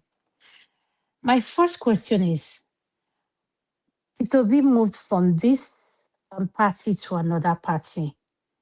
And allegedly, look at the accusation that is coming up with this party he moved in. What should he do next? That's my number one question. He's moved from ADC to N whatever. What would we suggest as panelists? And for those of you that knows the Nigerian political parties, what do you think should be done next? That's the number one question. Number two is this. Given the way the country is right now, if Peter Obi is in place and the ruling party is APC, how long do you think? And when I say how long, I'm someone, I don't like handouts. If I come in a line and I see it's going to take me to get to what I need to do 2 hours, I want to stand in that line. Don't recognize me because of what I do or anything. Let me stand in that line with every other person and let's move it forward. Do we have the patience as Nigerians and those, how the country is right now? How long will it take us to get where we are going to? In terms of insecurity, good road, and health care, how long? If Itobi comes in now, APC is the ruling party. How long do you think it would take for us to acquire insecurity, good road, health care? 3 things. Because in order for us to achieve whatever our ambition is, you have to be in good health. You have to have the basic balance of the day, like in terms of food. Nigeria Watch wrote something about when it comes to children who don't eat, like in terms of starvation, where our numbers are not good. So I don't want to go to that. So those are my second question. The third thing is 2027. With what we see right now, what would be our suggestion for Peter Obi? For those of us that believe in him and believe that he's going to be the one to bring that change. Because in my opinion, it's going to take more than 4 years, more than 8 years if he wins 2 terms to clean up Nigeria where it needs to be. It's going to take, I'm giving Nigeria at least 10 to 12 years. Are our people patient enough that we are going to be patient and watch him go through those things? I said something, my second question, that APC is the ruling party. What would be your advice to Peter Obi, given all this chaos going on? That's why I came in. Thank you to the panelists. Thank you, Nigeria Watch. Madam Adama, let me quickly. Thank you, Madam Adama. Thank you so much. Okay. Oga Jonathan, wait, Madam Adama daughter finished. You know, thank you, Madam Adama. God bless you, man. Thanks for coming in to put your voice to this. Everyone on the panel have spoken, and we're going to have our final submission for 40 minutes. That 40 minutes will be between all of you. So if you won't call 1 hour, why did you change your mind like Sirakedi? I said that 40 minutes. You did my mind. I beg you. You pause when you wanted to call one hour. That for that side, for complete that side, what for you you want to, please. Just now, complete 40 minutes I coffee. 40 minutes. You are, in fact, it remained at 5 minutes. So, when the year and I remained at 5 minutes by the time 40 minutes. Leave them now. They reduce them, please. No, Evans, don't change your mind. I beg, they talk. Increase them more. I beg, no verse.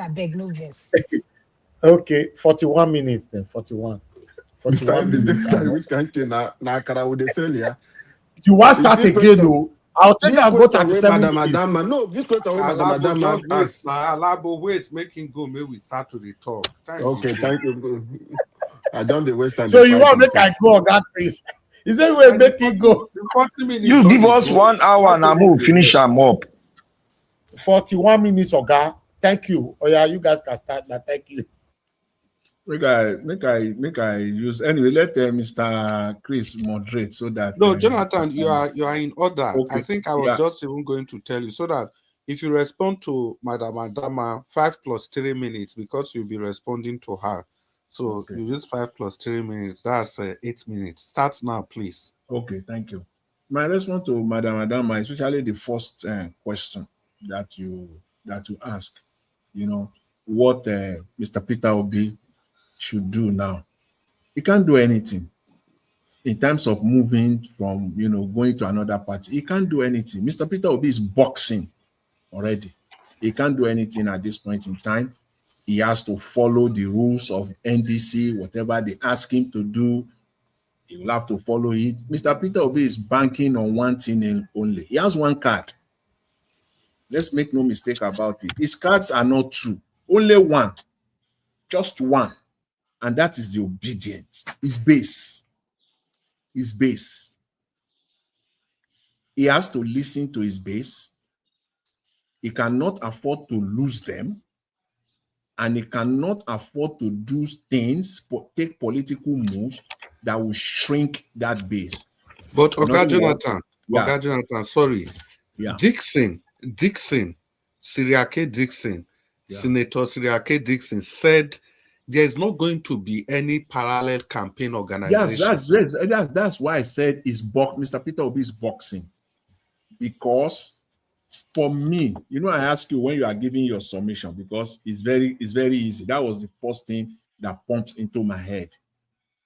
That I've never seen that in any presidential campaign. I'm talking of presidential campaign now. Anywhere in Nigerian political history, as crooked as even the system is. And if we even want to contrast it with other countries, which we always do in Nigeria when it suits us, we cherry pick. There is still no any major country where you have seen this. It's like somebody telling Starmer of UK, the Labour Party, tell him Starmer who his campaign director is going to be. Listen, people, in politics, the party, when it comes to presidential campaign, the platform, the room is given to the candidate. Once he has been nominated, before, fine. The moment he is nominated by the party, you give him the room to run his campaign. The party will continue to strengthen the grassroots. Listen, people, we continue to strengthen the grassroots structure. The party will continue to run political adverts for the candidates. The party will continue to promote the manifestos. The party will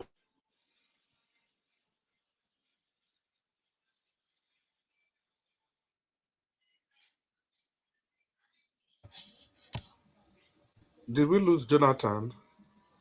I can't hear him more. I can't hear him. Okay. We Did lost I him. say we don't lose that?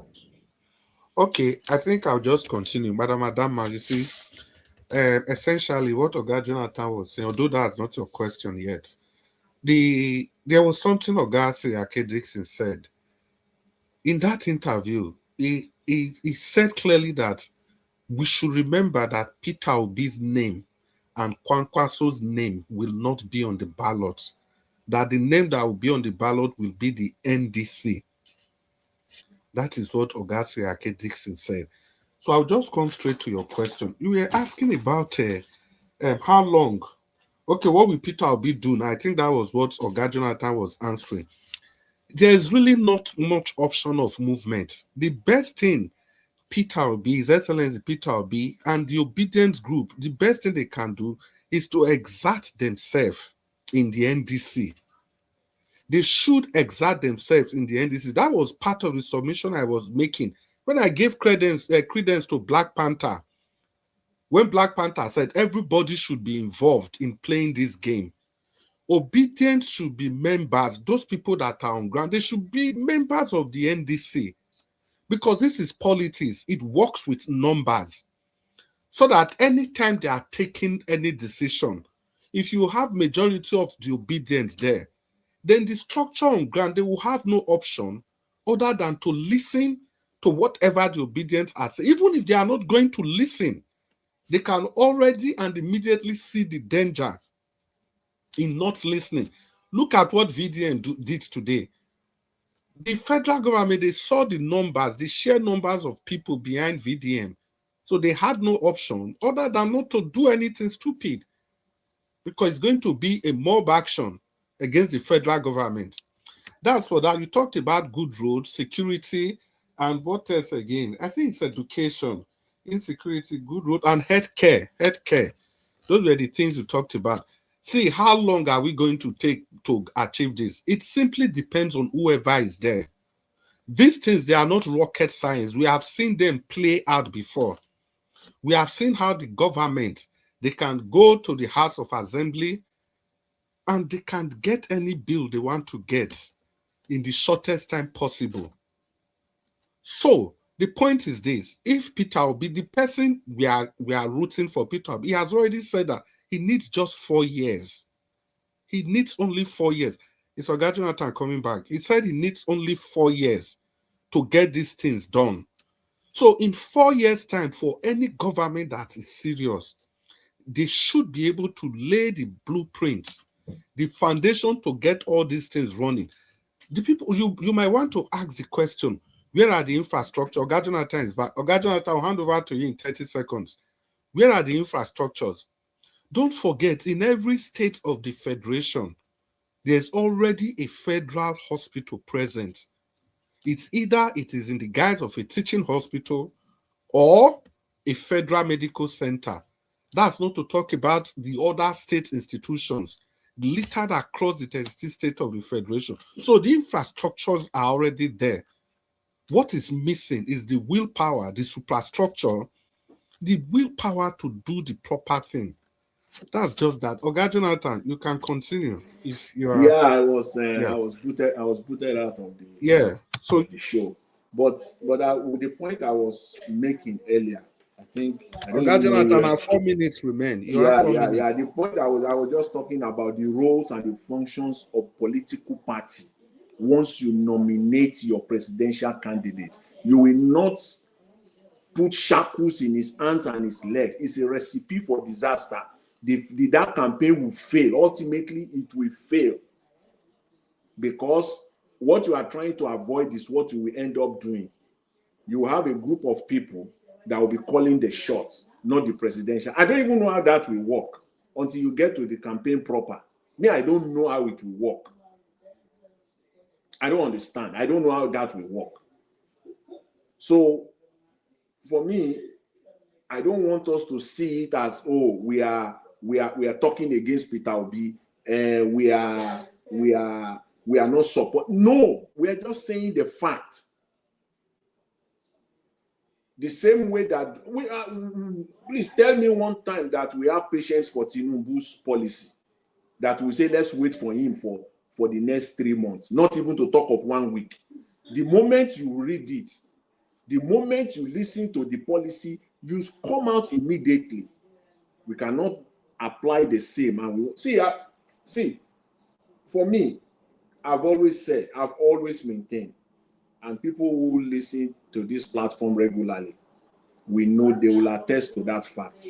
I've always said something to the effect that, tell me some few men that will work with you or for you before you become president or governor. And I will tell you the kind of government that we will run. With my eyes closed. All you need to do is just tell us one or two, and I've emphasized that is very, very important. That's how you will know the government that this candidate will run. Once you know one or two, you don't need to know all of them. Once you know one or two, you will know. So for this one, I'm really afraid. I'm really, really afraid, because what they are setting up, if Mr. Peter Obi becomes the president of Nigeria, what they are setting up now is that he's not going to be the one that will be in charge. It is the party that will be in charge. Mr. Jonathan, not be so it be. Don't say, or please let me talk. Let me talk. If it was your turn, you talk. No, that's so it be. Because of the 2 appointments that they just made now. Who made those appointments? That's what I want you to address now. Why are you running away from truth and facts? If it is Tinubu now, you will all be here, you will all be talking. Who made those appointments for Mr. Peter Obi? Who called the shot? At least at the minimum, if you want to appoint somebody, you will check the background. Oh, this is what you have said before. This is what you have done before. I want to think that though you are qualified, but because of this and this and this, we think it will be a liability. Then you will move forward. It simply means that somebody imposed these guys. Somebody imposed these guys on Mr. Peter Obi to be his campaign director. How the guy will now come out on Channels TV, forget even about social media. How he will now come out on Channels They TV. choose his campaign director. Don't you hear Black what Panther, everything I've been saying? Just wait, Black Panther. Okay, Jonathan, 1 minute more. Thank you. How you will now come on channel, leave social media aside now. How these guys will come on Channels TV and arise that Rufai Oseni will not decimate him or both of them. You will tell me how. And then you will see I want to see how comfortable you will be on that date. I said, I want to see how comfortable you will be. Because of what? Because of the antecedents.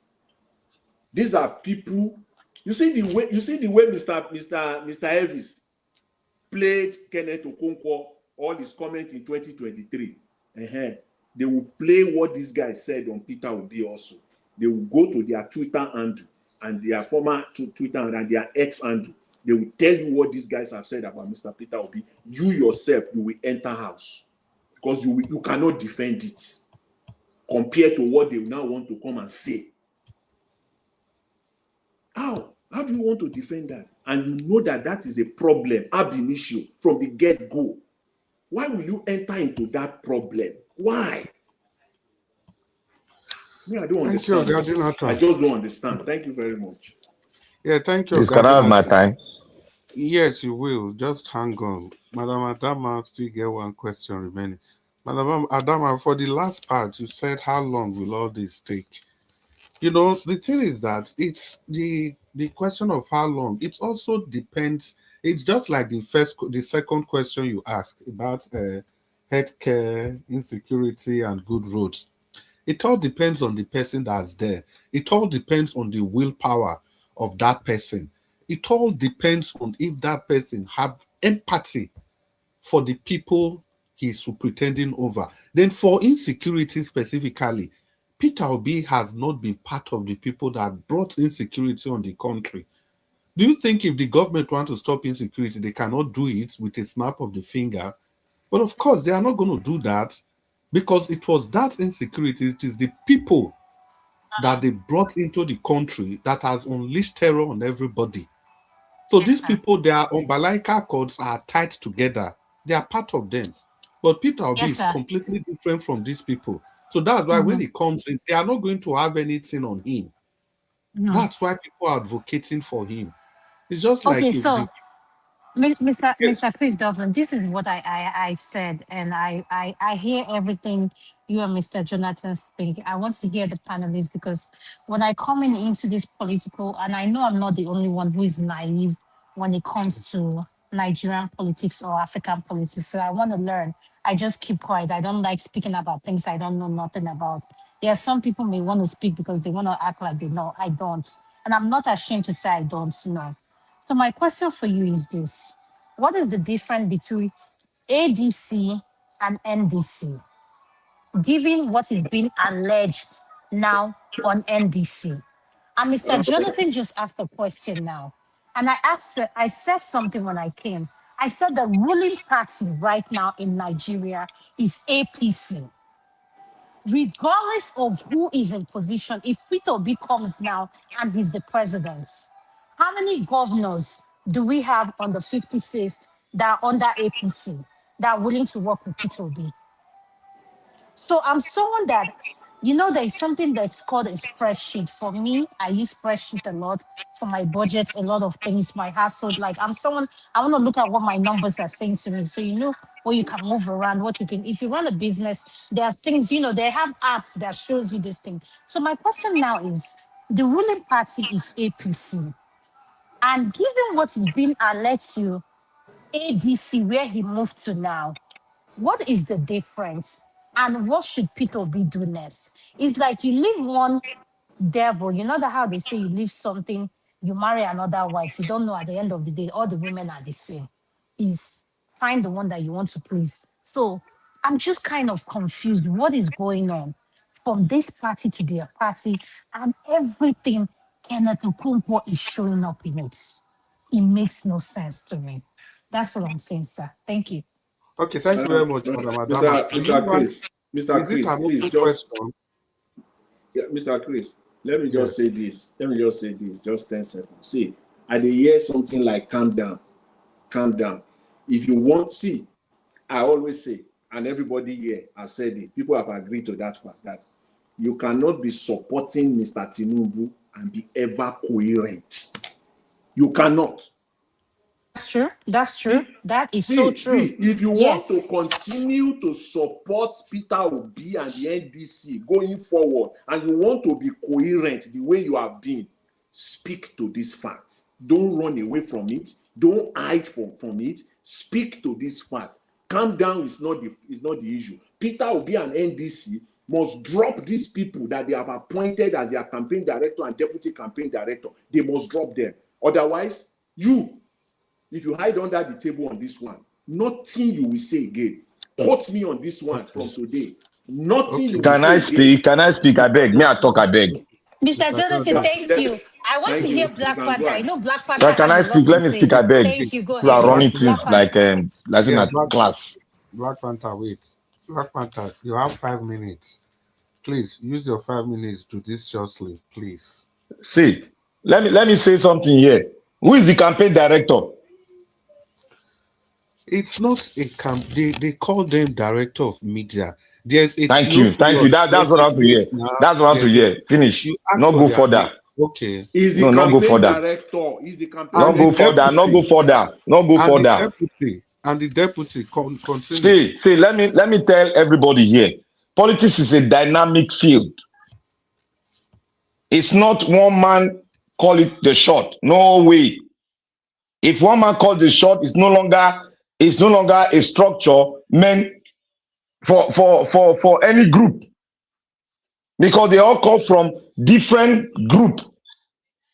Sareki, this is just talking because it's the whole world is watching him. That is him talking. He's a very proud man.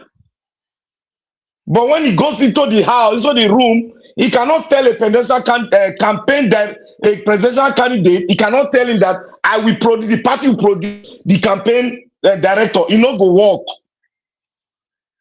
Kwankwaso no go agree.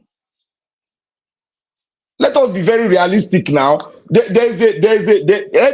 Everything they have in a party has party nominee. Then the presidential candidate has their own nominee. The party does not produce everything. It's not possible. The campaign director is produced by the candidate itself, not the party. I don't run PDP. I don't go for politics before for Nigeria now. That's how they do it. So the KDC cannot authoritatively bring one person. He know they work, he go fail. They will resist him. Let us be. That is why sometimes we they shoot, we they overshoot. There is a culture in Nigeria. There is a culture. You cannot sit down as a leader of the party and say, "Oh, you take this, take this." No. You see the press secretary or press whatever they choose now to propagate the gospel of NDC. That is for NDC. Peter Obi can take his own. So I didn't know if he talk anything. Because he's the one carrying the brunt of the party. The party is a platform. The party is not autocratic. Even if they want to choose who, they must go through all the groups that came in. They must give them, and there's a particular position for the top person that will lead the campaign must be from the presidential candidate himself. So KDC cannot pick it. It's not done anywhere in Nigerian politics. So he can pick some other ones. He can, because everybody's have interest in it. Even the Obidients have their own interest. He cannot say, "Oh, because everybody's in the NDC, he now relegate Obidients." Maybe if you relegate Obidients, then relegate Kwankwaso group. Let's see how it's going to move. Except if you want to go for self-destruction, which I believe is not that kind of a person. I have seen him discuss in a parliament before. I know when he stands for something, he stands. But when he cannot stand for something that does not hold water. There's ethics. that they use, that they follow in producing things in a political party, and there is interest, you must gather the interest of every group that comes in, even if you talk like this for outside. But when it goes into the party structure itself, you must coerce every structures that have come to form the NDC, including the friends that comes in. You must put them together. You must put them together. If you don't put them together, you're going to fail. Those are the things that make political parties fail in Nigeria. When one man wants to claim the shot, that is what makes the thing to fail. That is what is going to make this. That is even making the APC now, when the president sat in Aso Rock dictating who is going to be this coercive PDP structure together. You want to dictate to PDP, they will cut you at the back. Nigerian politicians don't play politics where one man called the shot. It's not in Nigerian character. Neither is it in Nigerian blood group. Day. So let us be straightforward. One man cannot claim this, say the shot in any political party, whether you be Odunga, go fit. They go blow you out. And if one man that comes with money can destroy the party if he wants to do it, yes, any party can be destroyed with the money bags. They can destroy it. No matter how strong you are, they can destroy your party. Nigeria is a corrupt society where you can give money to anybody can say something stupid. So we are not yet a nation. That is what is affecting us, even our political, in our family. It's also affecting us. It's affecting our mindset too. We should know this. So in conclusion, let me 30 seconds, sir. In conclusion, I want to thank my brother Otuaka for VDM. He has started a movement and he has coerced himself directly or indirectly with all what we have been thinking. He has made a step further by confronting the military in their own domain. That's to show you that Nigerians are ready. He said it. If they want to bring their weapon to do them anything here, let them come out. He was in front of the naval base, the Air Force base to do it. So we are beginning to get ready. Everybody just get ready. The momentum is building. Rome was not built in a day. The momentum is building. We are in a home whereby they are working on us. It's like somebody that is having problem with his psyche. He has to see the doctor. That is what we are doing now. Thank God everybody is inclining. Thank you very much. Thank you. Yeah, thank you very much, Black Panther. Unfortunately, I did say you answer Madam Adama's question, but not talk. Oga Jonathan, after our Dream Nation, you have 2 minutes to respond to Madam Adama's question. And that question, let me repeat. She's trying to figure out what is now the difference between the APC, the ADC, the NDC. Specifically, she asked about the ADC and the NDC. But by extension, I'll just add the APC. So, Oga Jonathan, after Oga Alabo finish, you have 2 minutes to just talk about that. Our Dream Nation, you have 5 minutes. Thank you. Thank you, my brother. Madam, yes, so my brother, thank you. Good evening. Madam Adama asked several questions that need answers. Well, if you see what Peter Obi said, because I want to talk about the governance aspect of it, about the insecurity. There is a lot within that 4 years that Peter Obi can do. One, he has told you, if the head is not corrupt, you reduce it by at least 50% to 60%. So one thing we are having problem, and if you can remember, let me remind you, Peter Obi said, when he approved money for education, how did he do it? The money goes straight to the woman. It did not pass through those processes that it has to go to this one. House of Assemblies will cut, this one of the directors will cut, this one will cut. So if you look at these things and put them together, if you take out corruption, as we speak today, the budget for the military is about 4-point-something trillion, but however, the one released from the federal government is 1-point-something trillion. If you take out corruption, that money will go a long way in tackling the insecurity in Nigeria. And Peter Obi will know when it comes in some of this corruption, because he's a man who will call you and ask you, who will have an open door for bidding, and he will see, and you will be there. He will call somebody in the market to find out the prices, and he will look at somebody who can do the job.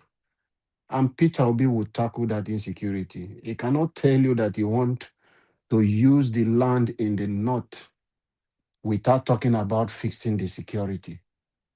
That will be impossible. We may call him that he's being delusional. But for this one, I know Peter Obi will fix the security issue, and he will take out corruption from the process if it would take him to get machineries. Good Lord Jonathan did it. And within a period, there was a lot of problems solved. When you talk about the differences with the LDC and NDC, whether APC put them together, PDP, I would say because of the image of Peter Obi, there is a clear difference, and a big one. That is why we have to look at the individual. This is the man, and the high of the NDC is not about Sirake Dixon. Peter Obi is the reason for the NDC. If Peter Obi wasn't there, the name NDC will not be selling today. So that is the image of the party. That is why I said in my submission, is not involved in these shenanigans or things that is going on. You can see that Okonkwo is sued to come and discuss and tell them where he gave them the money in the hotel. So Peter will be coming in. There is nothing for us to compare NDC and APC. Peter Obi is the image of this new party, and I strongly believe he will do a better job, and NDC will do a better thing to fix Nigeria. It will not be like a business as usual, like what APC is doing today, because you have a corrupt people in that system, which you know these people are corrupt. Like I said in my first submission, is that if the head is not corrupt, you will reduce a lot. And Peter will be sitting as the head of the NDC and the head of the government in Nigeria. It would do a lot different. That you will not see anything to compare NDC and APC, neither Peter Atiku party, which is the ADC. Thank you. I don't know if I've answered some of your questions, Madam Adama. And I just want to mention one of the issue we talked about, just to let us understand that the Obidient movement, they counter that appointment of these guys. I know these guys, Dennis and Agada, they are dangerous people that have criticized Obidient. They came on us. They attack us in every platform. So Obidient movement, they said no to their nomination. That is not going to bring a good name No, to the appointment. to the appointment. Yeah, the appointment. Yeah, thank you. So Obedient movement is 100% against it. They disagree with that. But however, we'll look at that, how it will end. Like I said earlier, it's a give and take. Peter Obi will do his own, he will have his own team. This is just a media something they just put them a director for those ones.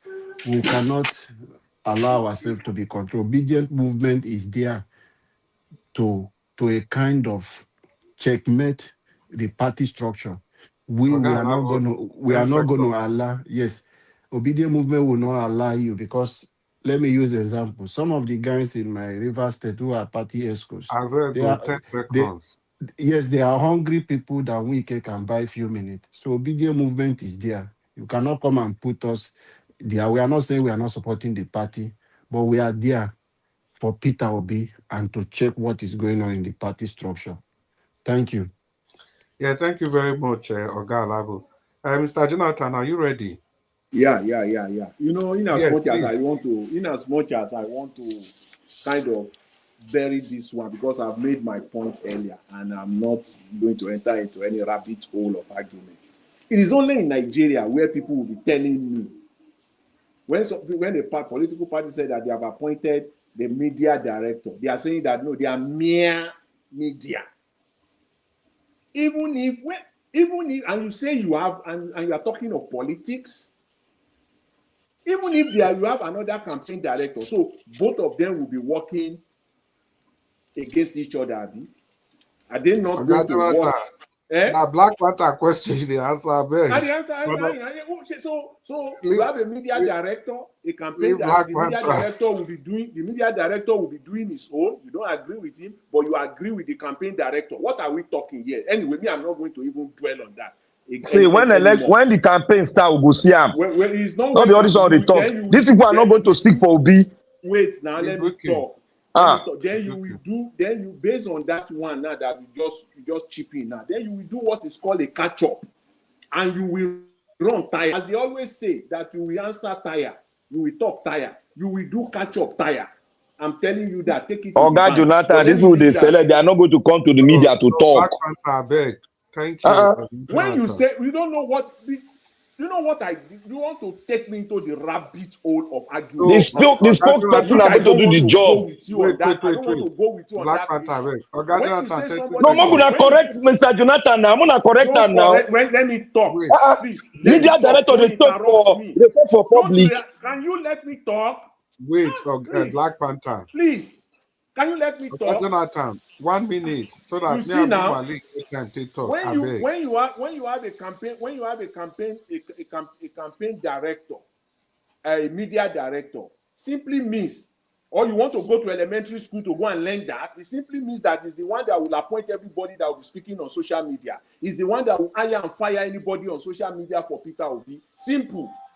But let me quickly, Madam, please, I don't want your last question, very important question. You asked a question that what is the difference between the difference between ADC, NDC, and APC? Here, I will direct response, unequivocal, unbiased.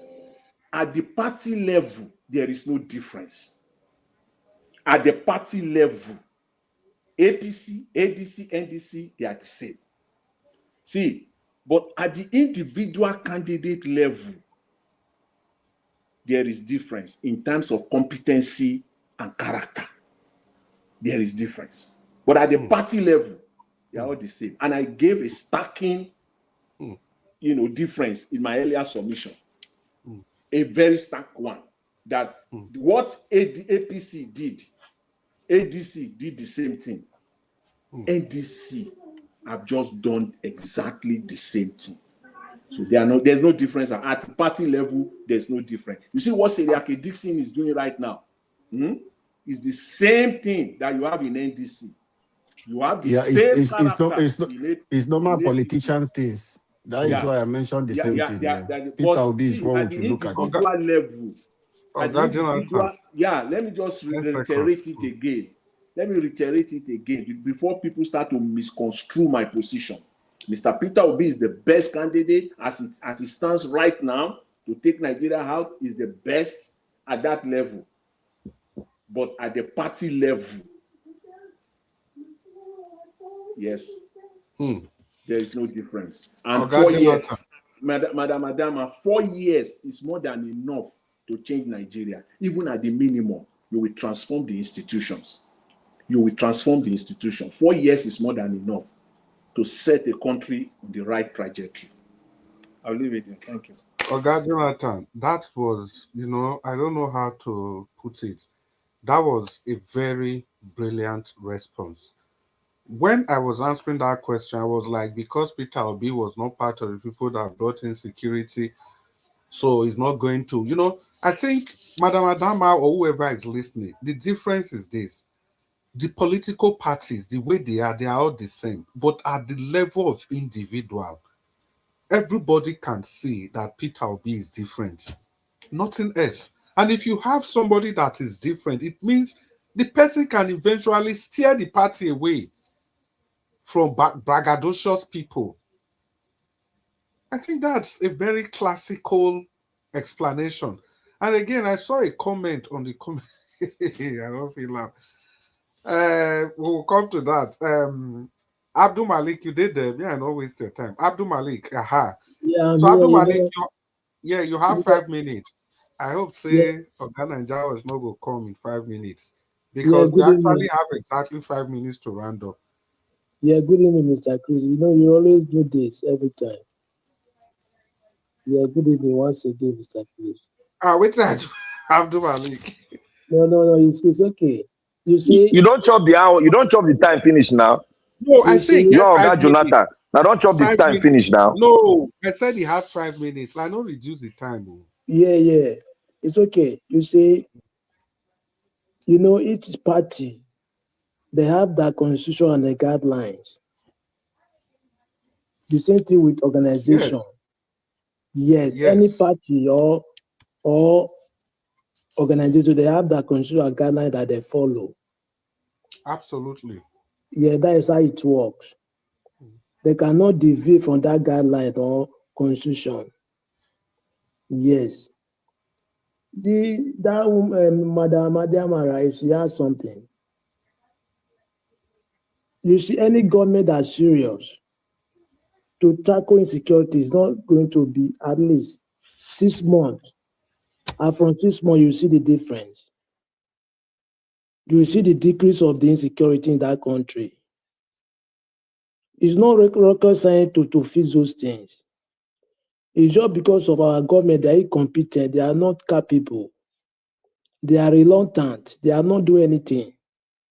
Just take a look that those people that abducted from Oyo State. Today is almost 27 days, right? 20 something days.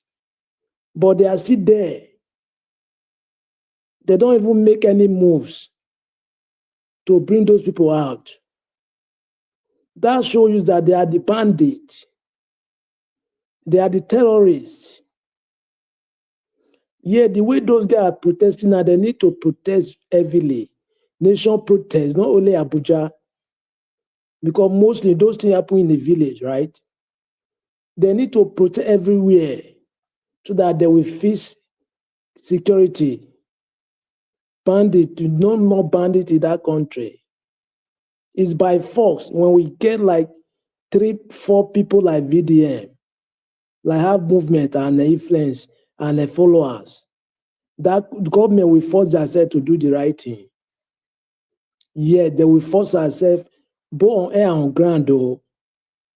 People that they are on ground too, they will force themselves and do the right thing.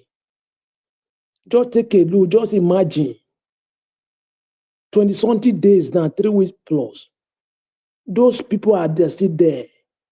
But the government, they don't even care. They just feel reluctant. They are not focused, they just focus on ahead of 2027 election. What do you say about that? They are the bandit, it's clear. That's why they don't do anything about them. Yeah, that is the reason why. Because you don't tell me that they don't have access or they don't have the equipment, they don't have anything that it takes to bring those people out from that bush. Are they not Nigeria? They are in Nigeria territory, right? They are not in the Benin or Togo or Ivory Coast.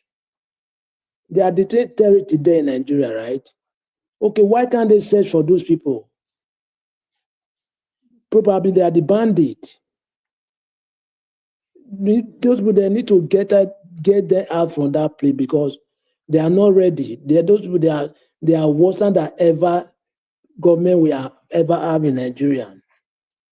All aspects. Thank you very much, Mr. Chris. Let's see, Abdul Malik. Well, I say you the time yourself. I don't say talk on before. Well, Abdul Malik, you see those questions we are asking now. It's exactly what Oga Jonathan answered. You know, when I was saying, because the simple question where you talk, say, why they don't want to do anything, who be all those people? It is because the government is part of those people. That was what I was explaining. But Oga Jonathan put her in clear terms that all these political parties are the same, but the individual. But unfortunately, there is no system in the country where people can contest as independent candidates. You have to be on that one political party. And most of these politicians, we know how them be. You must, no matter how clean you are forced to dine with these people. Oga Chris, let me clear something here. No, you go clear. May I quick respond to somebody for comment section? I mean, one respond before I don't want to use the Abdul Malik time. Osamudiame, Osamudiame Okosum. I need to pronounce them properly because there's also Osamudiame. So Osamudiame Okosum. When they see when they see your comments, you know, for this platform, lobby just waiting they write. Well, may I just leave some of the things where they write. This is not about obedient movement or anything. We are just saying these things the way they are. And for the one where you personally address to me, you are perfectly right.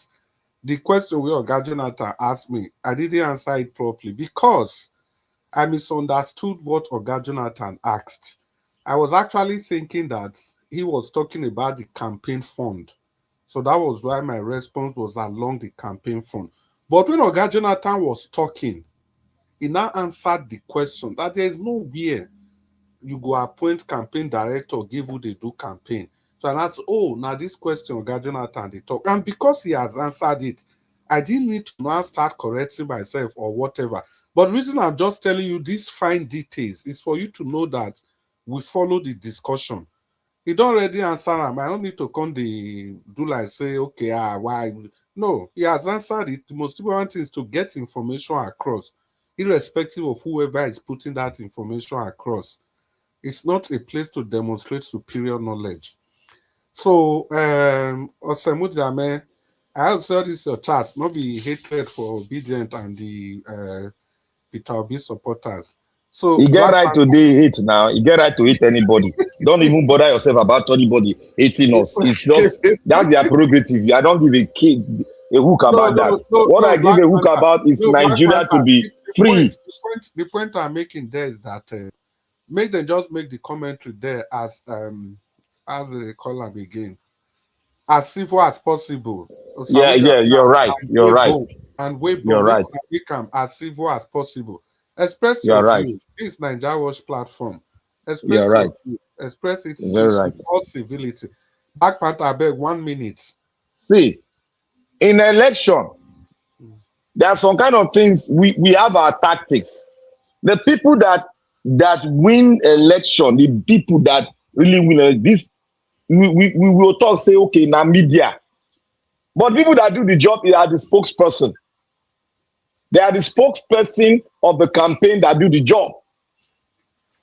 In politics, in Nigerian politics, they can give you a title, and they can make you irrelevant in that title you are holding. They can make you irrelevant because they have to satisfy every house that comes to form a political party. They've not given Obidients their own because they know what they are going after. We all should play the politics, like I've said before.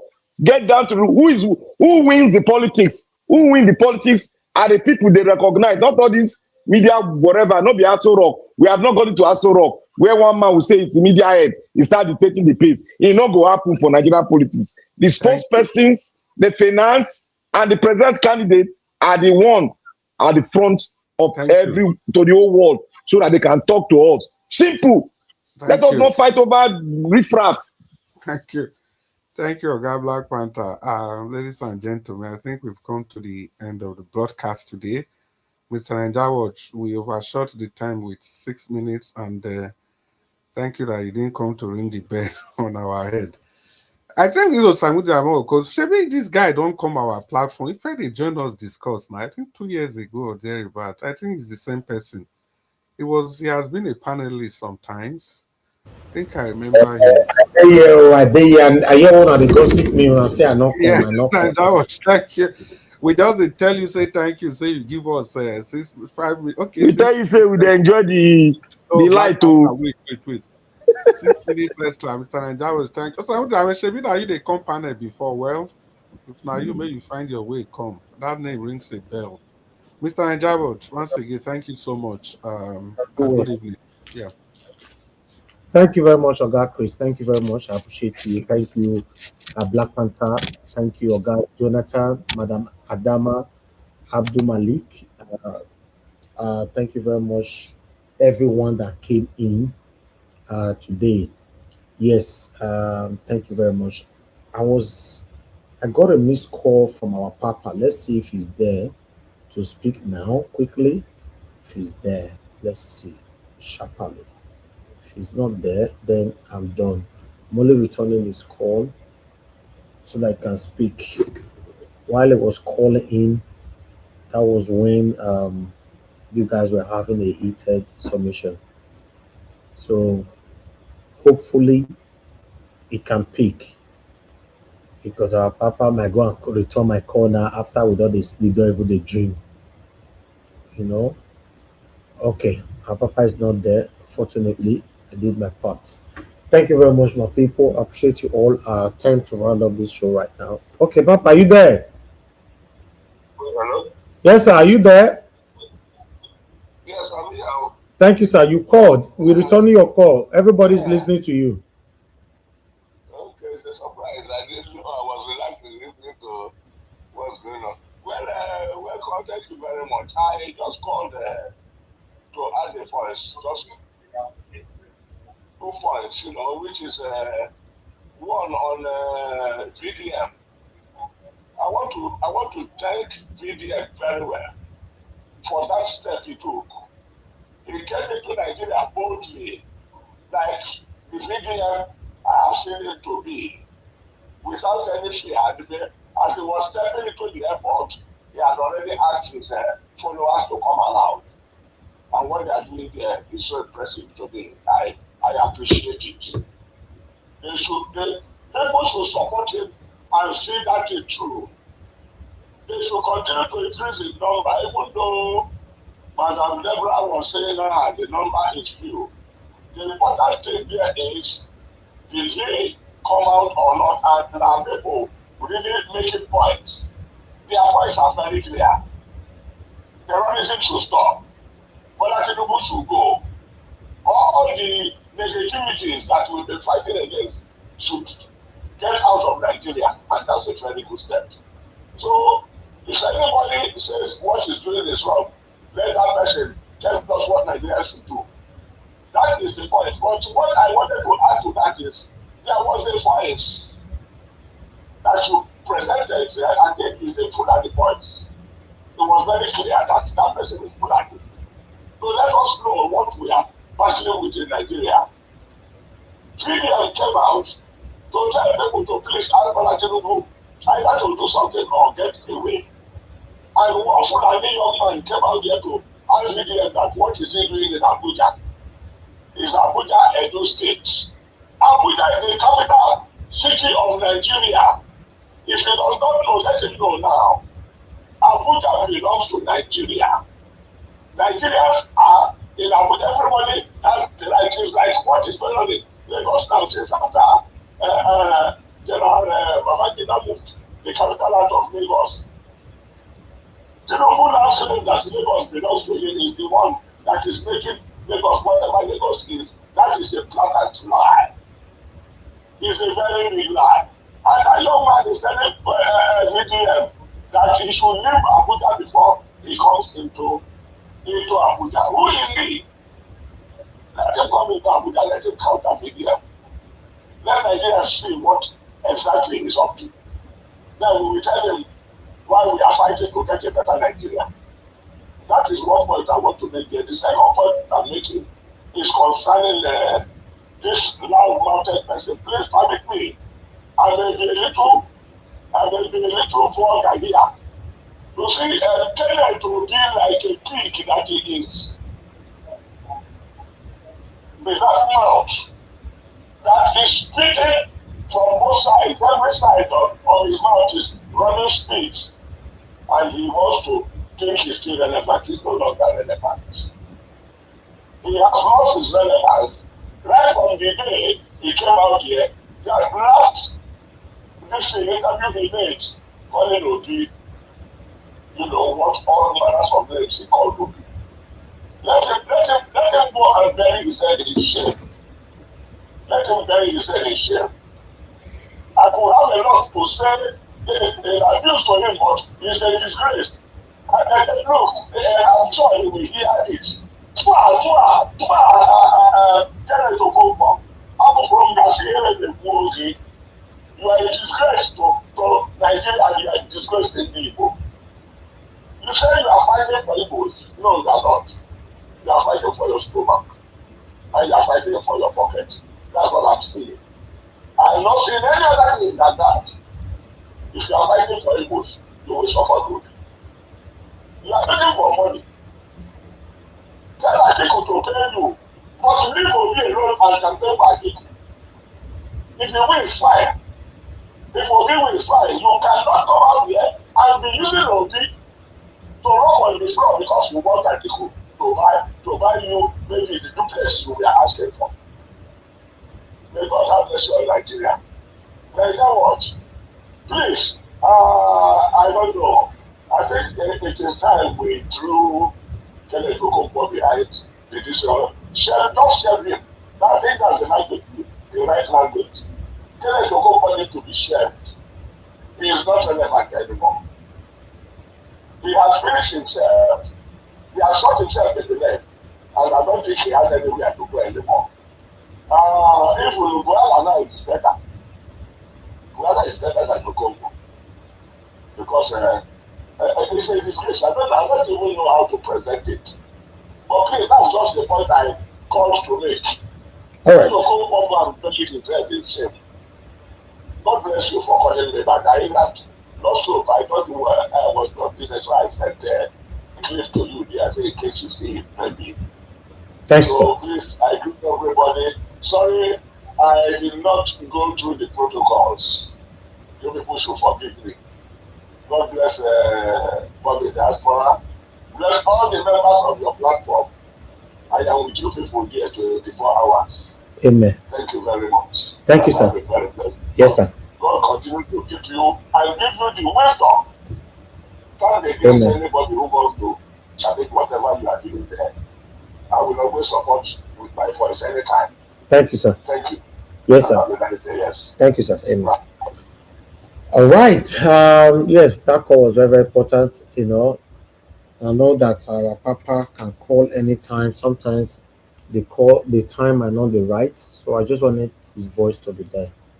And whenever he cannot talk or his calls cannot be picked, then he send audio. Yes, everybody are playing their part. Let's continue to play our own parts like we're already doing. Fingers crossed, by God's grace, we will have that better Nigeria in our time. You know, it's not going to be easy, obviously. That's why you see that they are fighting back.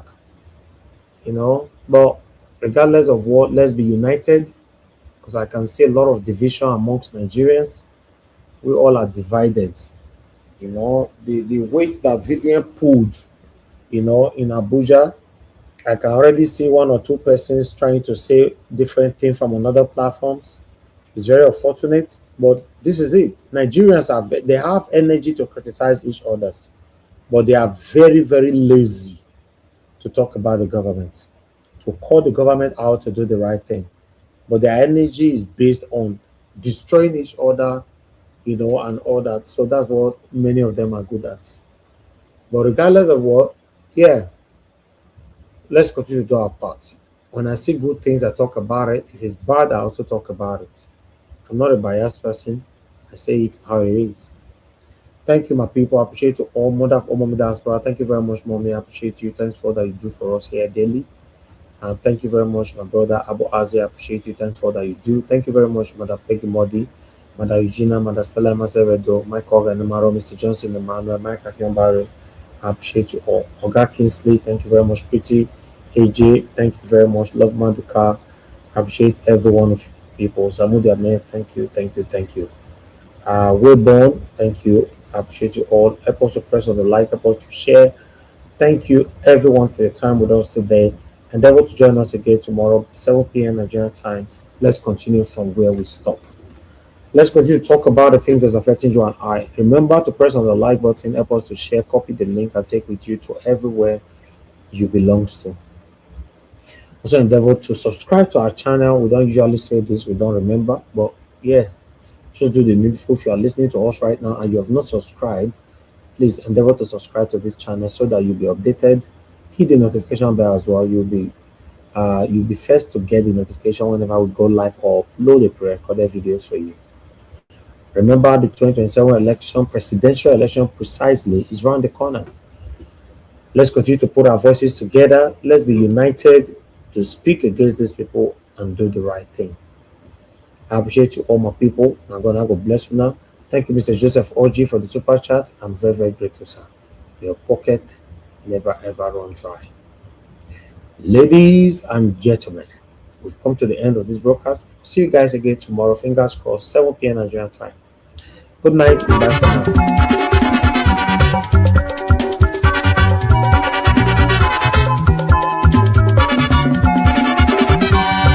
This is what we are living in this world, all of us today in motion.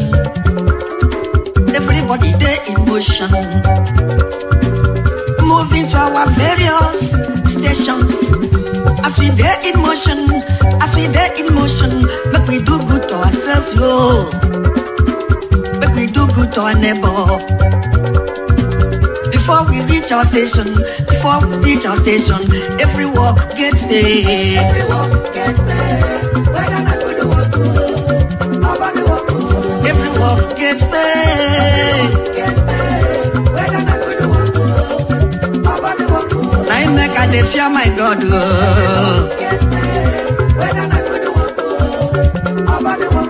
I make a dey fear my Maker.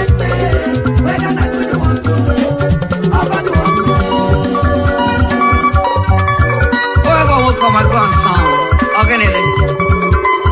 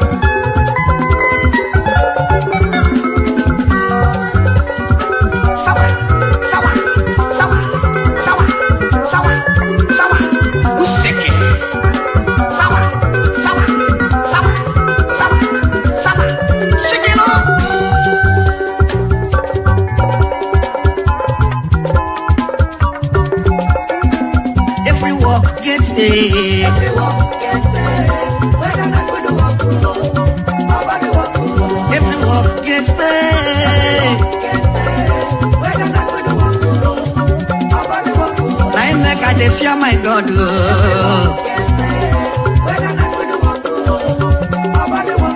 I make a dey fear my Maker.